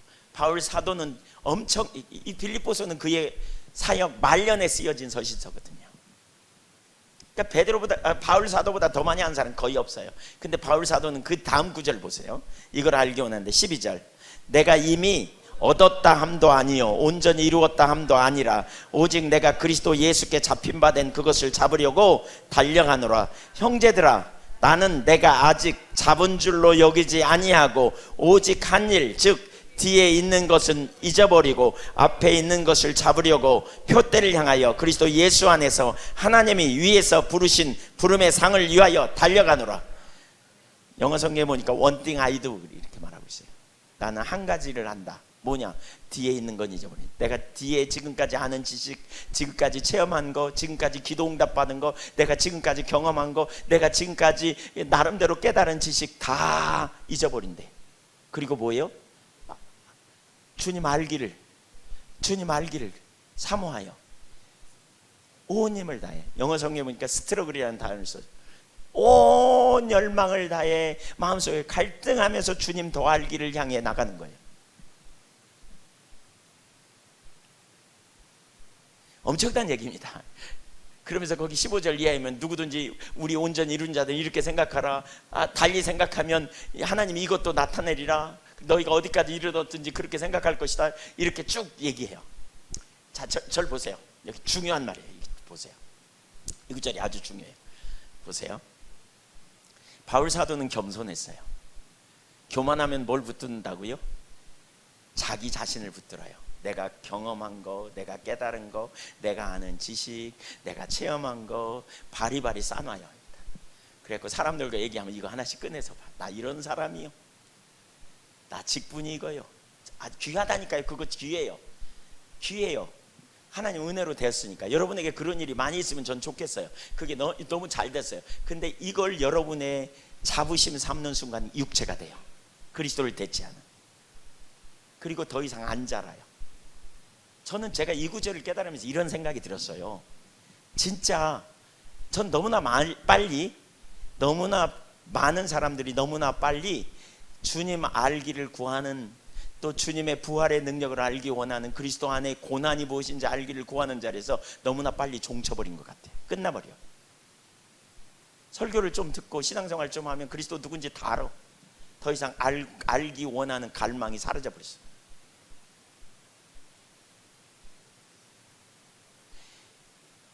그러니까 뭐예요? 그냥 옛날 알았던 지식에 머무는 거예요. 옛날 알았던 그리스도 지식에 머물러요. 그러니까 능력을 상실하는 거예요. 저는 이렇게 생각해요. 그 말라기서에 보면 2장에 보면 이런 표현이 있어요. 제사장은 지식이 있어야 하겠거늘, 이렇게 표현하거든요. 거기 지식이라는 단어는 다하트입니다. 그러니까 호세아 4장 6절에도 이런 표현이 있어요. 여러분 많이 들었을 거예요. 이거 내 백성이 지식이 없어 망하느니라. 누가 이 구절 갖고 많이 쓰냐면 신천지가. 그래서 성경 공부해야 된다 이렇게 말해요. 사실 그게 성경 공부해야 된다는 말이 아니에요, 여러분. 여기 내 백성이 지식이 없어 망한다는 말은 유대인들은 신앙이 수평적 신앙이 아니고 수직이에요. 부모가 자녀에게 가르치는 신앙이에요. 그래서 성경 구절을 엄청 암송시켰어요. 2000년 동안 나라가 없어도 유대 종교는 안 없어졌어. 왜? 부모가 자녀에게 가르쳤으니까. 성경 공부 안 해서 없어진 게 아니에요. 여기서 말하는 지식은 다하트인데 그 지식이 뭐냐? 체험적 지식이에요. 그러니까 이게 필요해요. 보세요. 우리가 지식으로 아는, 우리가 이론으로 아는, 우리가 성경에서 배운 예수님이 누구인지 아는 그 예수님, 인격과 인격의 알문, 지식으로 우리가 금방 알 수 있는 게 아니에요, 여러분. 생각해 보세요. 우리 부부끼리 살아도 두 분이 부부시죠? 네. 뭐 제가 잘 알죠? 네. 부부시야. 네. 나란히 앉을 리가 없지, 아니면. 네. 그러면 권사님이세요? 권사님, 이제 집사님, 아내 집사님 다 아세요? 모르는 부분이 많죠? 사람인데도 서로 잘 몰라. 근데 보이지 않는 하나님을 우리가 어떻게 다 알아요? 알기 위해서 뭐가 필요해요? 교제가 필요해요. 성경 공부도 필요하고, 우리가 계속 성령의 비추심이 필요하고. 그래서 한편으로는 뭐라고 했어요? 바울 사도가 지혜와 계시의 성령을 내게 주셔서 하나님을 알게 해달라고 기도하고 있잖아요. 에베소 교회에 그렇게 기도하고 있어요. 우리가 계속 하나님 알기를 사모하는 마음이 필요해요. 우리가 지금까지 아는 지식으로 머물러 있으면 안 돼요. 계속 주님을 더 알기를 원하고, 주님의 말씀을 우리 가운데 더 깨닫게 해달라고 구하고, 여러분 계속 이렇게 사모하고 나가면 하나님께서 여러분에게 더 하나님이 누구인지 알게 되고, 하나님이 어떤 분인지 더 알게 되고, 하나님의 말씀이 우리에게 어떤 진리인지 점점 우리 가운데 성령께서 깨닫게 하시고 인도해 주시면, 그런 사람은 옆에 가서 이야기만 해도요 금방 답이 보입니다. 이런 리더가 필요합니다. 이런 사람들이 필요해요. 우리 기독교의 원로 같은. 저는 이게 있어야 된다고 생각해요. 개인적으로 저는 나이가, 그냥 제 예를 들게요. 뭐 이렇게 자랑하는 게 아니고 하나님 은혜 가운데 가끔 제가 어느 지역에 가면 목사님들이 좀 30분만 시간 내서 같이 교제하자 그럽니다. 근데 30분 얘기하는 가운데 답이 보인대. 어떻게 해야 될지. 제가 뭘 많이 가져서 그런 게 아니에요. 사실 저는 개인적으로 처음부터 하나님을, 인격자 되신 하나님을 알기를 갈망하는 소원을 두셔서 하나님 알기를 그렇게 사모하고 열망하고, 지식으로 이런 질문을 많이 했던 것 같아요. 제가 처음에 신앙생활 하면서 왜 예수 믿기 쉬운데 쉽다 그랬는데 왜 안 변하지? 그래서 제가 목사님을 찾아갔어요. 그랬더니 목사님이 저한테 그러시더라고요. 왜 잘 안 되는지 모르겠다고. 제가 인격적인 주님 만난 다음에 목사님 찾아갔더니 목사님이 뭐라 그러냐면 왜 안 되는지 모르겠다 그랬더니 목사님이 저한테 이렇게 말씀하셨어요. 더 열심히 하라고. 그래서 제가 새벽 기도도 나가고, 그리고 저녁마다 가서 기도하고, 그 당시에 한글 한문 성경을 제가 가지고 성경 뜻을 더 잘하려고 그 한군 옥편을 찾아가면서 한문 성경도 읽고 나름대로 굉장히 막 했어요. 그러니까 뭐 좀 되는 것 같다가 또 안 되더라고요. 또 잘 안 살아져. 유혹도 있고 막 마음에. 그래서 또 찾아갔어요. 그랬더니 목사님이 저에게 이렇게 말씀하셨어요. 더 열심히 하라고. 내가 여기서 어떻게 더 열심히 할 수 있나. 이 시간을 하루에 4시간씩 기도해야 되겠다 막 이런 생각도 하고. 그래도 잘 안 돼. 그래서 또 찾아갔어요. 더 열심히 하라고. 그래서 제가 목사님 저 더 열심히 하면 죽을 것 같아요. 그랬더니 그만하면 잘하는 거라고. 제가 그 말을 듣고 돌아서서 나오다가 이런 생각이 들었어요. 이만하면 잘하는 건데 내 안에 해답이 없어요. 난 여전히 죄 가운데 넘어져. 실패. 근데 뭐 잘하는 건가 이게? 그러면서 개인적으로 하나님 앞에 은혜를 구하기 시작했어요. 하나님 정말 제가 이대로는 살 수 없다고. 집중적으로. 너무나 감사할 일은요, 여러분, 성경에 뭐라고 그랬어요? 보혜사 성령께서 우리를 가르치신다 그랬어요. 우리가 성령이 이렇게 겸손함으로 깨닫게 해달라고 자꾸 구할 필요가 있어요. 하나님 알게 해달라고. 지금 여러분 주님을 얼마나 아세요? 사실 우리가 아는 것 지극히 부분적일 수 있다니까요. 그러니까 어떤 날 너무 화가 나더라고요. 왜냐하면 우리가 그쵸, 많은 분들이 신앙적 열심 가질 때 주님 알기를 원하는 열망을 가지고 계속해서 안다는 생각을 내리고 성경을 읽지만 한번 쑥 읽고 지식으로 시험 보면 100점 맞을 정도의 지식을 갖고 있다 할지라도 그게 실제가 아닌 지식이 내 삶의 능력이 아닌 것을 인식하고 하나님이 전능하신 분이라는 걸 알긴 아는데 제 삶에는 능력이 없어요. 이렇게 고백하고 갈 수 있다면, 제가 갈라디아서 2장 20절 갖고 설교하려고 그러는데 어느 날 본문이 저에게 질문하는 것 같았어요. 내가 그리스도와 함께 십자가에 못 박혔나니. 근데 본문이 저에게 이렇게 묻는 것 같았어요. 너 못 박혔냐? 하나도 못 박힌 것 같지 않았어요. 제가 벌떡벌떡 살아있는데 무슨 못 박혔나 이런 생각이 드니까 설교 못 하겠더라고요.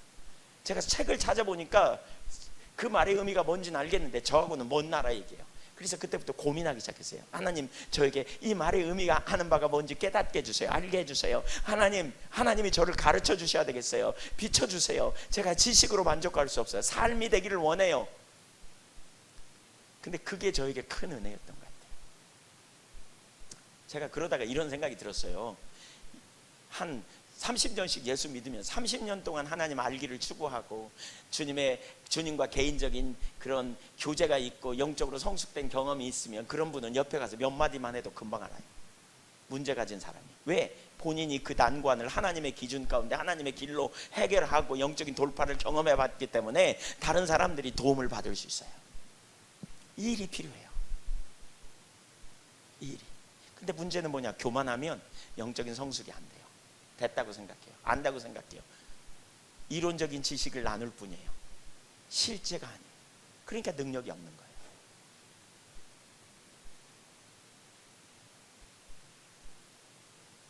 여러분, 우리가 아는 지식에서 머물지 말고 계속해서 하나님을 찾고 알기를 갈망하고 사모하여 나갈 수 있기를 축복합니다.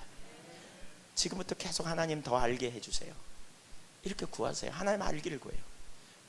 영생은 곧 유일하신 참 하나님과 그의 보내신 자 예수 그리스도를 뭐하는 것? 아는 것이다. 여기서 안다는 말은 뭐예요? 여러분, 안다는 말이 이런 얘기예요. 저는 안다는 말을 3가지로 쓸 수 있다고 봐요. 하나는 뭐냐면 내가 어떤 사람에 관한 기록을 읽었어. 자서전을 읽었어. 그러면 나는 아는데 그 사람은 날 모르지 않아요. 맞죠? 이건 아는 게 아니죠. 또 언젠가 한번 만났어. 악수했어. 언젠가 한번 만나서 그냥 안녕하세요, 네 반갑습니다 이랬어요. 그러면 알긴 알아. 근데 친하진 않아. 또 다른 안다는 말을 이렇게 말할 수 있다고 봐요. 뭐냐? 그 사람 알아? 알아. 그 사람하고 좀 통화할 수 있어. 전화 한번 받을 거야? 전화해. 그 집에 가서 초인종 눌러. 언제든지. 이렇게 아는 것. 이 세 가지로 안다는 말을 다 쓸 수 있지만 근본적으로 영생은 유일하신 참 하나님과 그의 보내신 자 예수를 안다는 건 뭐예요? 요한일서 5장 13절에 보면 영생의 삶이 뭐냐? 하나님과 그의 아들 예수 그리스도와 더불어 사는 거라고 말하거든요. 영원히 사는 것을 말할 뿐만 아니라 더불어 살아, 이 땅에서. 이 땅에서만이 아니고 우리가 영원한 나라에 가며. 그래서 우리가 하나님 알기를 여러분 사모하는. 근데 우리는 교만하면 지식으로 아는 것으로 땡 종쳐요. 그러니까 능력을 상실해요. 그 자리에 있을래요? 계속 알아가실래요? 계속 알기를 사모하십시오. 아멘.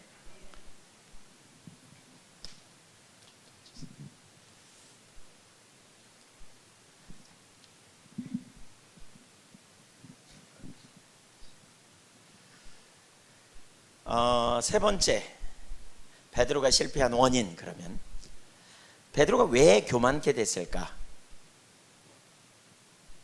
처음에 무진장 겸손했는데 왜 교만하게 됐을까? 예. 무슨 일이 있었는가? 여러분 잘 생각해 보세요. 이 되게 중요해요. 지금 나누는 부분이. 네. 베드로가 겸손했었죠, 분명히. 근데 갑자기 어느 날 교만해졌죠? 네. 무슨 일이 있었어요? 그는 내내 예수님과 동행했어요. 아니 이러면 이해가 돼. 베드로가 가끔 주님과 함께 자다가 밖에 나가고 술 생각나서 밖에 나가고 저녁에 술 먹고 돌아와가지고 친구들과 어울리고, 그리고 또 예수님과 낮에는 배우고 돌아다니다가 또 밤에 나가서 또 술 먹거나 한탕하고 또 돌아와가고, 이러면 이해가 돼. 교만한 자리로 갔다고 이해가 돼. 근데 예수님, 베드로는요 1년 365일 하루 24시간 내내 주님과 동행했다니까요. 내내 동행했어요. 근데 어느 틈에 교만이 왔을까? 생각해 봤어요. 엉뚱한 짓 해서 교만이 온 게 아니에요. 예수님께 칭찬도 받고 수제자였어요. 그가 어떻게 쓰임 받을지 주님이 비전으로 주신 게 뭐예요? 내가 사람을 낚는 어부가 돼. 내가 이 반석 위에 내 교회를 세우리라. 베드로라는 이름도 주셨어요. 어디서 왔어요? 그럼에도 불구하고 그가 교만하고 실패했어요. 충격적인 일이에요. 도대체 무슨 일이 그 삶에 일어난 거예요? 밤에 나가서 나쁜 짓 하고 온 게 아니라니까요. 그는 놀라운 은혜도 체험했다니까요. 죽은 자가 살아나는 역사를 본 것만 해도 적지 않다니까요. 그런데 교만하게 됐어요. 아이러니지요. 그렇다면 우리가 이런 결론을 내릴 수 있어요. 절 보세요. 그렇다면 우리는 이런 결론을 내릴 수 있어요. 은혜가 사람을 교만하게 할 수 있는가? 정답은 뭐예요? 그렇다고 생각하세요? 아니라고 생각하세요?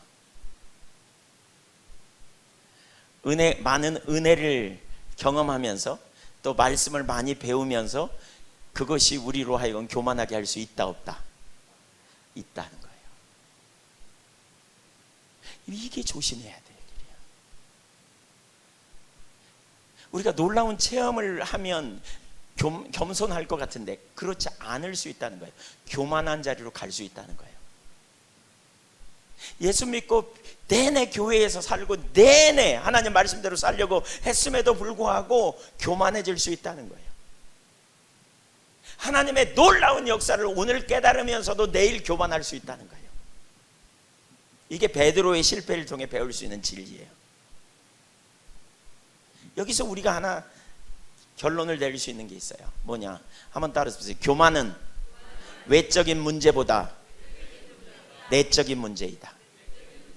그러니까 나를 보면서, 특별히 잘하는 내 모습을 보면서, 특별히 뭔가 성공을 한 내 모습을 보면서, 특별히 다른 사람의 칭찬을 받는 내 모습을 보면서 교만케 될 수 있다는 거예요.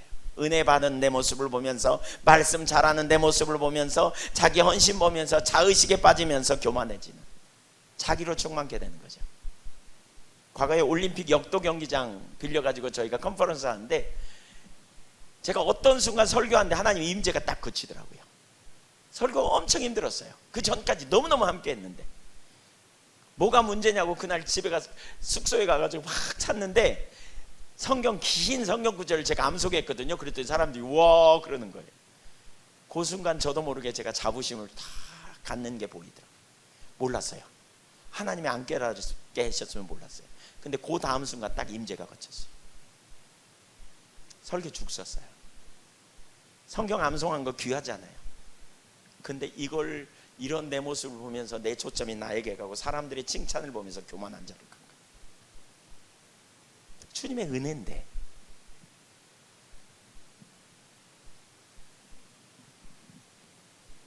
자의식에 빠지는 거죠. 자기로 충만케 되는. 그래서 에이든 토저라고 하는 분이 쓴 하나님을 추구함이라는 책에 보면 이런 표현이 있어요. 우리의 교만은 술집에서보다 집회 장소에서 더 잘할 수 있다. 술집에 가서 술 마시는 것보다 집회 장소에서 은혜 받을 때 더 교만이 잘할 수 있대. 또 이거 잘못 이해하면 그래 난 술집이 체질이야. 교만 않기 위해서 이러면 큰일 나요 이거. 네, 그거 아니에요. 그게 아니에요. 교만이 뭐냐? 자의식이에요. 자의식. 어렸을 때 제가 저희 부모님이 순복음교회 다녔어요. 여의도 순복음교회에 나갔어요. 어렸을 때 거기 이제 그래서 철야기도에 이렇게 나간 적이 있어요. 밤에 철야기도면 그 당시에 통행금지막 있고 이럴 때 어린 때 따라가면 밤새 기도해야 하잖아요. 그리고 새벽 4시 되면 이렇게 나오거든요. 새벽기도 마치고 그러면 이쪽에서 나가죠. 막 김이 무럭무럭 나오잖아요. 왜 겨울에 이렇게 나가면 이 계단 이렇게 내려오면 그 바로 맞은편에 켄싱턴 호텔, 지금 켄싱턴 호텔인데 옛날에 무슨 호텔인지 모르겠어요. 그 호텔이 있어요. 거기서 밤새 술 마시고 춤췄던 인간들이 나와요. 이렇게 나이트클럽에서 그래갖고 나와요. 근데 한 번은 누가 그러더라고요. 거기 나오면서 막 웃으면서 이제 막 이렇게 사람들이 나오는데 그들을 보면서 우리는 하나님의 자녀들이고 저것들은 마귀 자식들이다. 기도하고 나오면서 밤새 춤추고 나오는 사람들을 보면서 상대적인 우월의식을 느낀 거죠. 그리고 자의식에 빠지게 된 거예요. 그러면서 교만한 거죠. 내가 너희들보다 나아. 이게 바리새적인 생각이에요. 이거 올바르지 않아요. 왜냐하면 사실 우리는 죄인이었고 똑같은 죄인이었어요. 그런데 우리는 예수 그리스도의 공로로 말미암아 의롭게 된 자리예요. 맞죠? 우리가 선한 모습을 가졌다면 그건 전적인 주님의 은혜로 된 거죠. 맞습니까? 우리 속에 원래 선함이 없다 그랬어요. 제가 어제 나누면서 우리는 똘배나무래요. 똘배. 근데 좋은 열매를 맺었다면 그것은 누구의 공로라고요? 예수 그리스도의 공로죠. 하나님의 은혜죠. 겸손한 자는 이걸 아는 거예요. 그래서 그렇게 술 먹고 나오는 사람들을 보면서 판단하고 스스로 우월의식에 빠질 일이 아니죠. 자기도 그 자리에 있을 수 있지만 그런 가운데 은혜로 기도하는 자리에 있었음을 알기에 감사하면서 그들을 판단하기보다 그들에게도 동일한 은혜를 부어달라고 기도하겠죠. 맞죠? 판단하는 대신. 그리고 정말 그들을 축복하면서 나가겠죠. 그러나 교만하면 이걸 잊어요. 교만하면 자의식에 빠져요. 자기를 보고 만족하고요, 자부심에 빠지고 자랑합니다. 문제는 그렇게 되면 하나님의 은혜를 사모하고 갈망하지 않아요. 배우려는 자세도 없어요. 사모함도 열망도 없어요. 네. 그래서 은혜 받는 거 항상 조심스러워요. 베드로가 언제 넘어졌는가 한번 생각해 보세요. 언제? 그걸 잠깐 좀 보죠. 마태복음 16장에 보면 베드로가 예수님께 뭘 받았어요? 칭찬 받았어요. 칭찬. 항상 칭찬 받은 후에가 조심해야 돼요. 칭찬 받은 후에가. 사람들의 칭찬은 성숙하지 못한 사람으로 하여금 자의식에 빠지게 해요. 왜 그러잖아요. 잘생겼네, 막 예쁘네, 막 그래 보세요. 평상시에 내 코가 별로 못생겼다고 생각했는데 개성 있게 생겼네, 예쁘네, 한 10사람만 달라들어서 그래 보세요. 집에 가서 자기 코 보면서 이렇게 저렇게 보면서 내가 참 개성 있게 생겼나 보다, 이런 자의식에 빠지죠. 베드로가 칭찬 받으면서 마음이 높아진 거예요. 그래서 성경에 뭐라고 했어요? 하나님은 칭찬으로 사람을 연단하시느니라 그랬어요. 제가 과거에 서울 예수천교회라는 데 집회를 갔거든요. 근데 이제 93세 되신 권사님과, 그 당시에는 93세까지 많이 안 사셨어요. 근데 그 교회는 이제 93세 되신 권사님, 91세 되신 권사님, 이렇게 그 밑에는 막 주르륵 많으셨어요. 근데 93세 되신 권사님이 저를 뚫어지게 쳐다보세요. 그래서 왜요 권사님? 제가 이제 집에 마치고 이렇게 나가려고, 왜요 권사님, 저한테 뭐 하실 말씀 있으세요? 그랬더니 이렇게 말하는 거예요. 어쩜 그렇게 이쁘요? 어쩜 그렇게 설교를 잘해요? 아이고 권사님 별 말씀을 다 하십니다. 오전 집회 마치고 이제 가서 식사하고 숙소에 누웠어요. 누웠는데 갑자기 이 생각이 나는 거예요. 어쩜 그렇게 이쁘요? 어쩜 그렇게 설교도 잘해요? 그래서 제가 마음이 흐뭇해가지고 이러고 있는데, 너무나 또렷하게 갑자기 제 속에서 이런 주님의 감동이 있었어요. 전 주님의 감동이라고 봐요. 일어나 귀 씻어라. 칭찬에 너의 마음이 빼앗기지 않기를 원해. 제가 사실 그때는 이런 의미조차도 이해 못했어요. 근데 진짜 일어나서 견딜 수 없어서 순종하려고 귀를 씻었어요, 진짜. 근데 그 이후에 그 의미가 뭔지 이해돼. 사람들이 칭찬하면 금방 자의식에 빠지고요, 자기가 뭐가 된 줄 생각하면 그 순간에 우리는 주님을 의지하는 삶에서 자기중심으로 돌아가 버린 거죠. 베드로가 왜 실패했나 보세요. 그렇게 겸손했던 베드로가 그 바로 다음 순간 예수님을 향해 그리하지 마소서 꾸짖고 나서는, 누가복음 22장도 똑같아요. 누가복음 22장에 보면 거기 무슨 일이 있었냐면, 제자들끼리 이런 논쟁이 일어나요. 우리 중에 누가 크냐 하는 다툼이 일어났어요.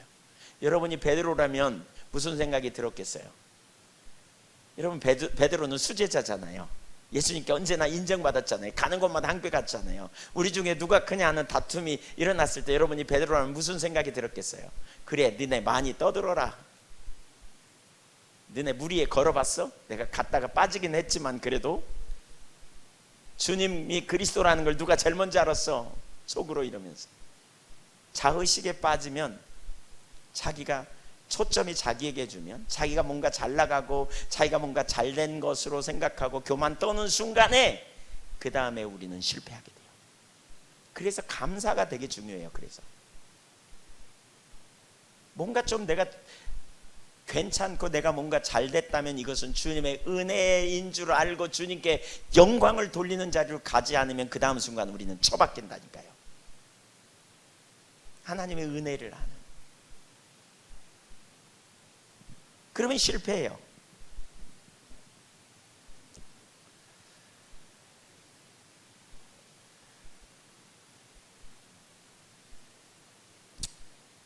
남이 칭찬하지 않아도 스스로 셀프 칭찬도 있는 거 아세요?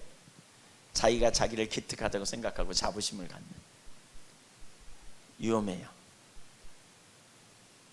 잠언 27장 21절에 보면, 도가니로 은을, 풀무로 금을, 칭찬으로 사람을 단련하시느니라. 잘 나갈 때 조심해야 돼요. 자기 충만하면 주님과 동행하기 어려워요. 주님의 은혜가 거쳐요. 사실 이런 예들을 성경에서 부지기수로 찾아볼 수 있어요. 잘 나가다가 칭찬을 듣는 순간, 혹은 자기 자의식에 사로잡힌 순간 빠진 사람. 히스기야, 우시야 임금, 다윗도 그의 인생 말년에. 인구개수 왜예요? 마귀가 충동질해서 인구개수 뭐예요? 왜예요? 네가 이룬 업적을 한번 세봐, 그런 거죠. 그러니까 거기 가는 순간에 그냥 넘어가는 거죠. 항상 겸손해야 돼요. 우리가 항상 어떤 위치에 있는지 기억하세요. 우리는 선함이 없는 자예요. 의롭지 않아요. 그렇죠? 우리는 본래 죄인이었어요. 우리가 의로운 건 오직 누구 안에서? 예수 그리스도 안에서. 맞습니까? 그러니까 내가 잘 나가면 주님의 은혜고요. 그렇죠? 내가 실패하고 넘어진다면 전적으로 주님의 은혜가 필요하기 때문에 우리는 우리 자신을 보고 눌리는 대신 그리스도를 향해 나가는 거예요. 이게 겸손한 자리예요. 그래서 난 예수가 필요해, 이렇게 나가야 돼요. 그래서 난 주님이 필요해. 주 없이 살 수 없네 죄인의 구주여, 나 같은 죄인 살리신 주 은혜 놀라와 매일 십자가만 붙들고 주님의 보좌 앞에 나가 주님 은혜가 없이는 한순간도 설 수 없어요. 내게서 눈을 떼어 영광의 보좌를 바라보고 믿음으로 그리스도를 바라보며 주님 은혜를 부어달라고 구하는 거죠. 그때 하나님의 생명이 우리 가운데 넘치게 돼요. 여러분 자신을 보면서, 어제 제가 기도하면서 여러분 중에 꽤 많은 분들이 보니까 갈등해요. 내 모습 보면서 말씀대로 못 살고 그냥 환경 보면 죽을 것 같고 그냥 갈등해요. 여러분 갈등은요, 우리 자신을 바라볼 때, 환경 볼 때 갈등은 해결이 안 돼요. 환경이 안 바뀌는 해결이 안 돼요. 근데 주님 보면 환경이 어떻든지 상관없이 주님 주시는 위로와 주님 주시는 평강이 우리를 승리케 해요. 주님이 환경을 이기게 하시고요. 그렇죠? 십자가를 보세요. 그분이 나를 위해 아들을 아끼지 않았어요. 나를 얼마나 사랑해요. 그분은 전지하세요. 그분은 전능하세요. 전지하시기 때문에 가장 좋은 길이 뭔지 알아요. 전능하시기 때문에 완전한 길로 나를 이끌 능력이 있어요. 근데 그분이 나를 사랑하셔요. 그러니까 뭐예요? 가장 최선의 길로 우리를 데리고 가세요. 십자가를 의지하면, 십자가를 바라보면, 영광의 주님을 보면, 환경에서 눈을 떼어 주님을 보면 안식이 있어요. 자유함이 있어요. 저는 설교 되게 많이 하잖아요. 우리 목회자들이. 저 같은 경우는 집회도 많이 나가거든요. 어떤 때는 막 정신이 없어요. 근데 제가 자유함을 누리는 비결 중에 하나는 뭐냐면, 주님과 다 내리고 주님 앞에 가요. 주님 앞에. 주님 자신을 구하고 주님의 임재를 구하고. 다윗이 시편 16편 8절에 그런 표현을 하거든요. 여호와를 항상 내 앞에 모시며. 바꿔 말하면 자기가 주님 앞에 나가는 거예요. 주님 앞에 나가는 거예요. 주님 자신을 구하고. 우린 주님으로부터 시작했어요.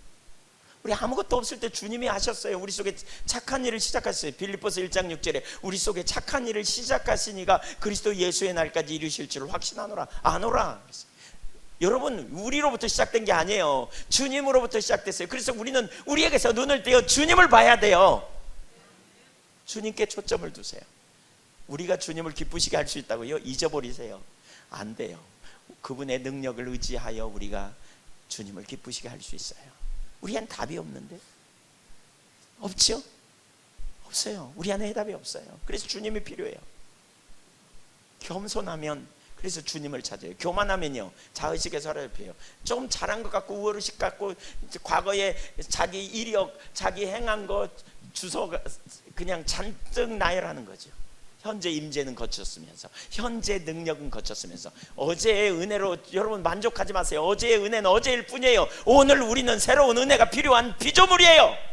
지금 그래서 나는 주님을 의지하는 자예요.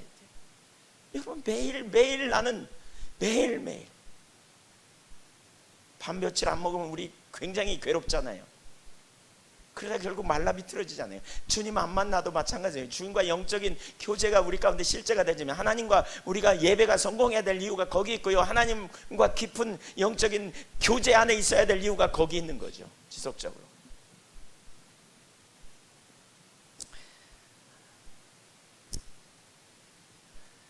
베드로가 실패했습니다. 이후에 죄책감에 빠졌고 소명을 잃어버렸고 영적인 분별력을 잃었습니다.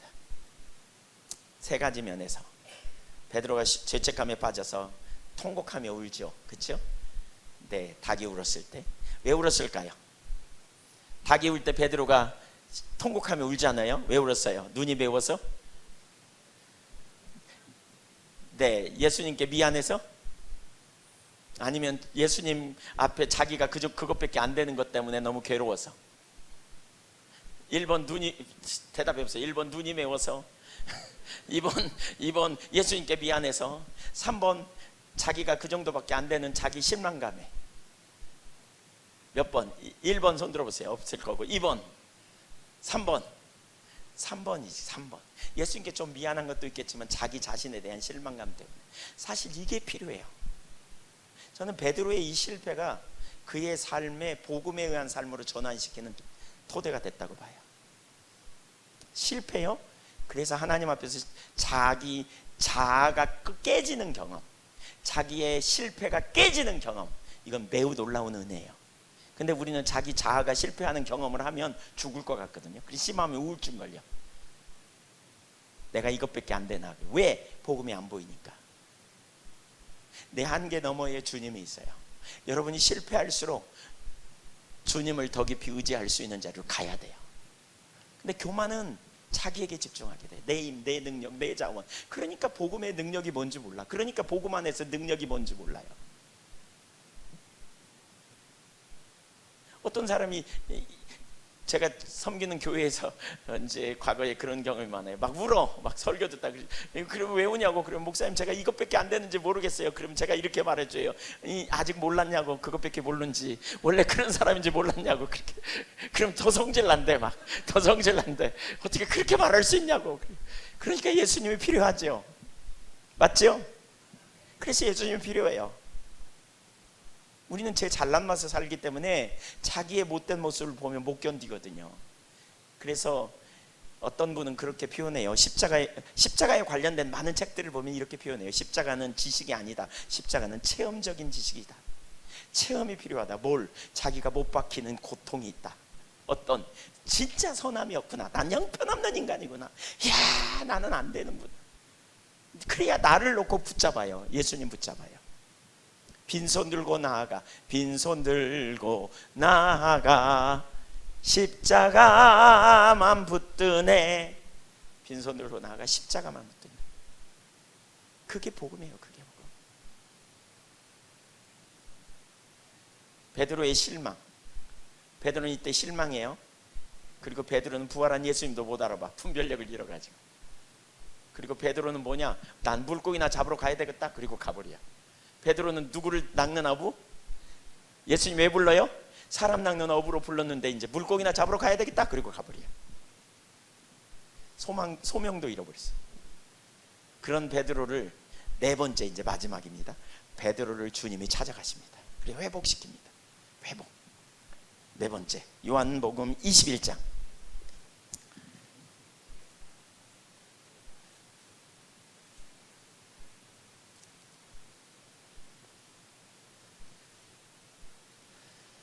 예수님이 베드로를 찾아오셔가지고 묻습니다. 우선 베드로가 소망을 잃으니까요, 나는 물고기나 잡으러 가야 되겠다. 그리고 갔더니 다른 제자들도 여러 명이 따라 붙죠. 거기 7명이 따라 붙어요. 그래갖고 같이 이제 물고기 잡아요. 근데 여러분, 이 장면을 가만히 보세요. 이게 참 하나님의 은혜예요. 누가복음 5장의 사건과 요한복음 21장의 사건은 데자뷰라 그러죠. 왜? 똑같아요. 그 장면이 똑같아요. 밤새 그물질했어요. 두 군데서 다. 근데 빈배였어요. 근데 거기 예수님이 오셨어요. 그리고 두 번 다 예수님이 말씀하셨어요. 한 번은 깊은 데 내리라 그러고, 예수님이 요한복음 21장에는 오른편에 그물을 던지라 그랬어요. 근데 그 말씀에 따라 순종했더니 고기가 많이 잡혔어요. 여기서 이제 153마리가 잡히는 거죠. 큰 고기. 여기서 똑같은 데자뷰예요. 보세요. 왜 이런 일이 일어날까? 왜 주님이 이렇게 하셨을까? 보세요. 세 번, 그리고 나서 예수님이 이렇게 물어요. 요한의 아들 시몬아, 너 나 사랑하냐? 이렇게 물어요. 제가 예수님, 여러분이 요한 대답해 보세요. 요한의 아들 시몬아, 네가 나를 사랑하느냐? 왜 대답 안 하세요? 뭐 안 해요? 근데 알아서 하세요. 네. 다시 물어요. 요한의 아들 시몬아, 너 나 사랑하냐? 시몬의 입장에서 하면, 베드로의 입장에서 대답해 보세요. 요한의 아들 시몬아, 너 나 사랑하냐?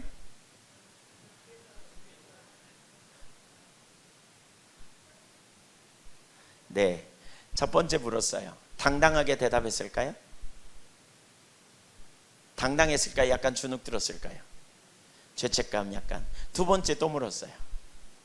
물론 원어의 차이가 있어요. 아가페, 필리오, 이런 어떤 그 차이가 있어요. 근데 세 번째 주님이 물어요. 요한의 아들 시몬아, 너 나 사랑하냐? 물어요. 베드로가 뭐라 그래요? 주께서 하시오매, 그러죠.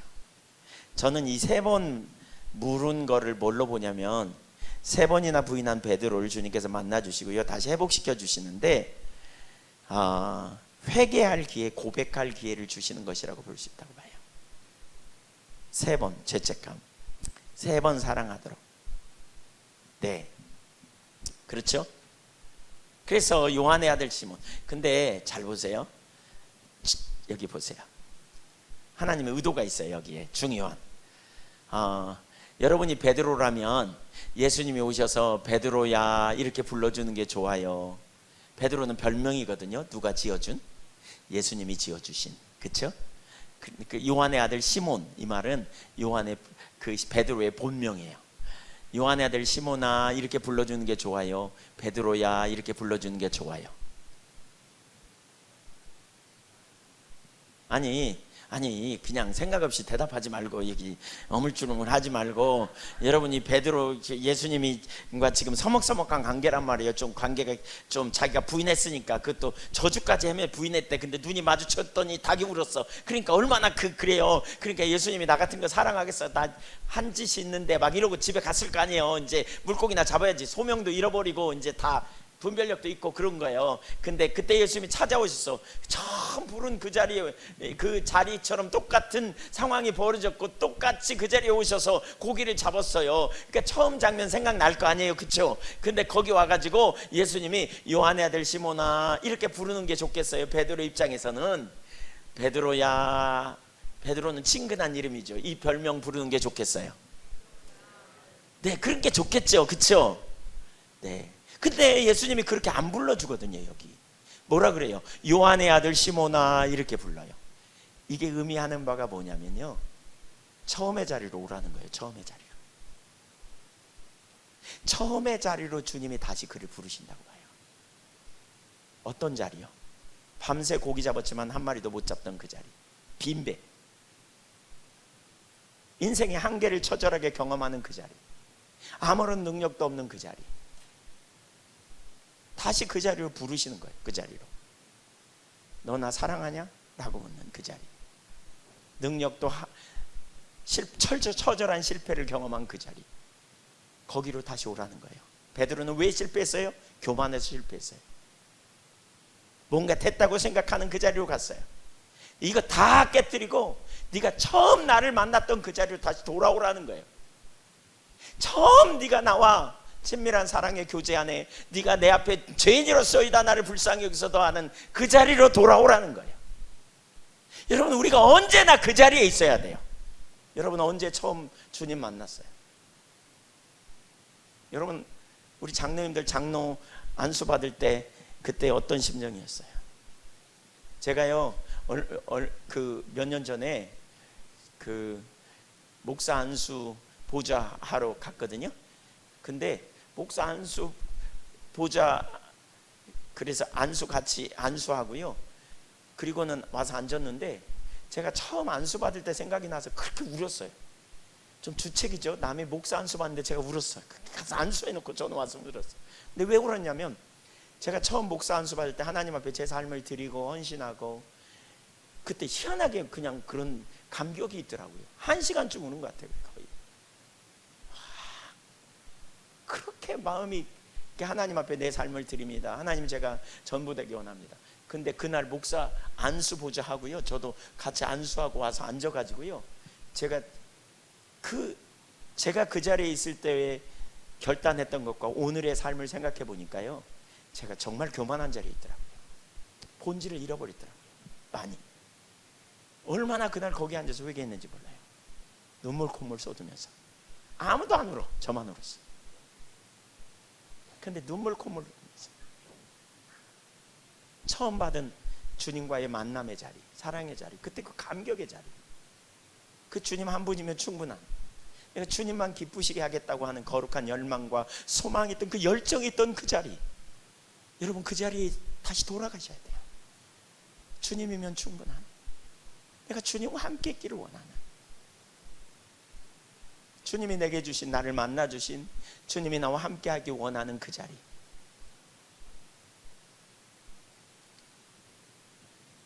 그분이 우리의 유일한 주가 되시고 그분이 내 삶의 주도권을 가지고 내 삶을 통치하시고 인도하기 원하는 그 자리.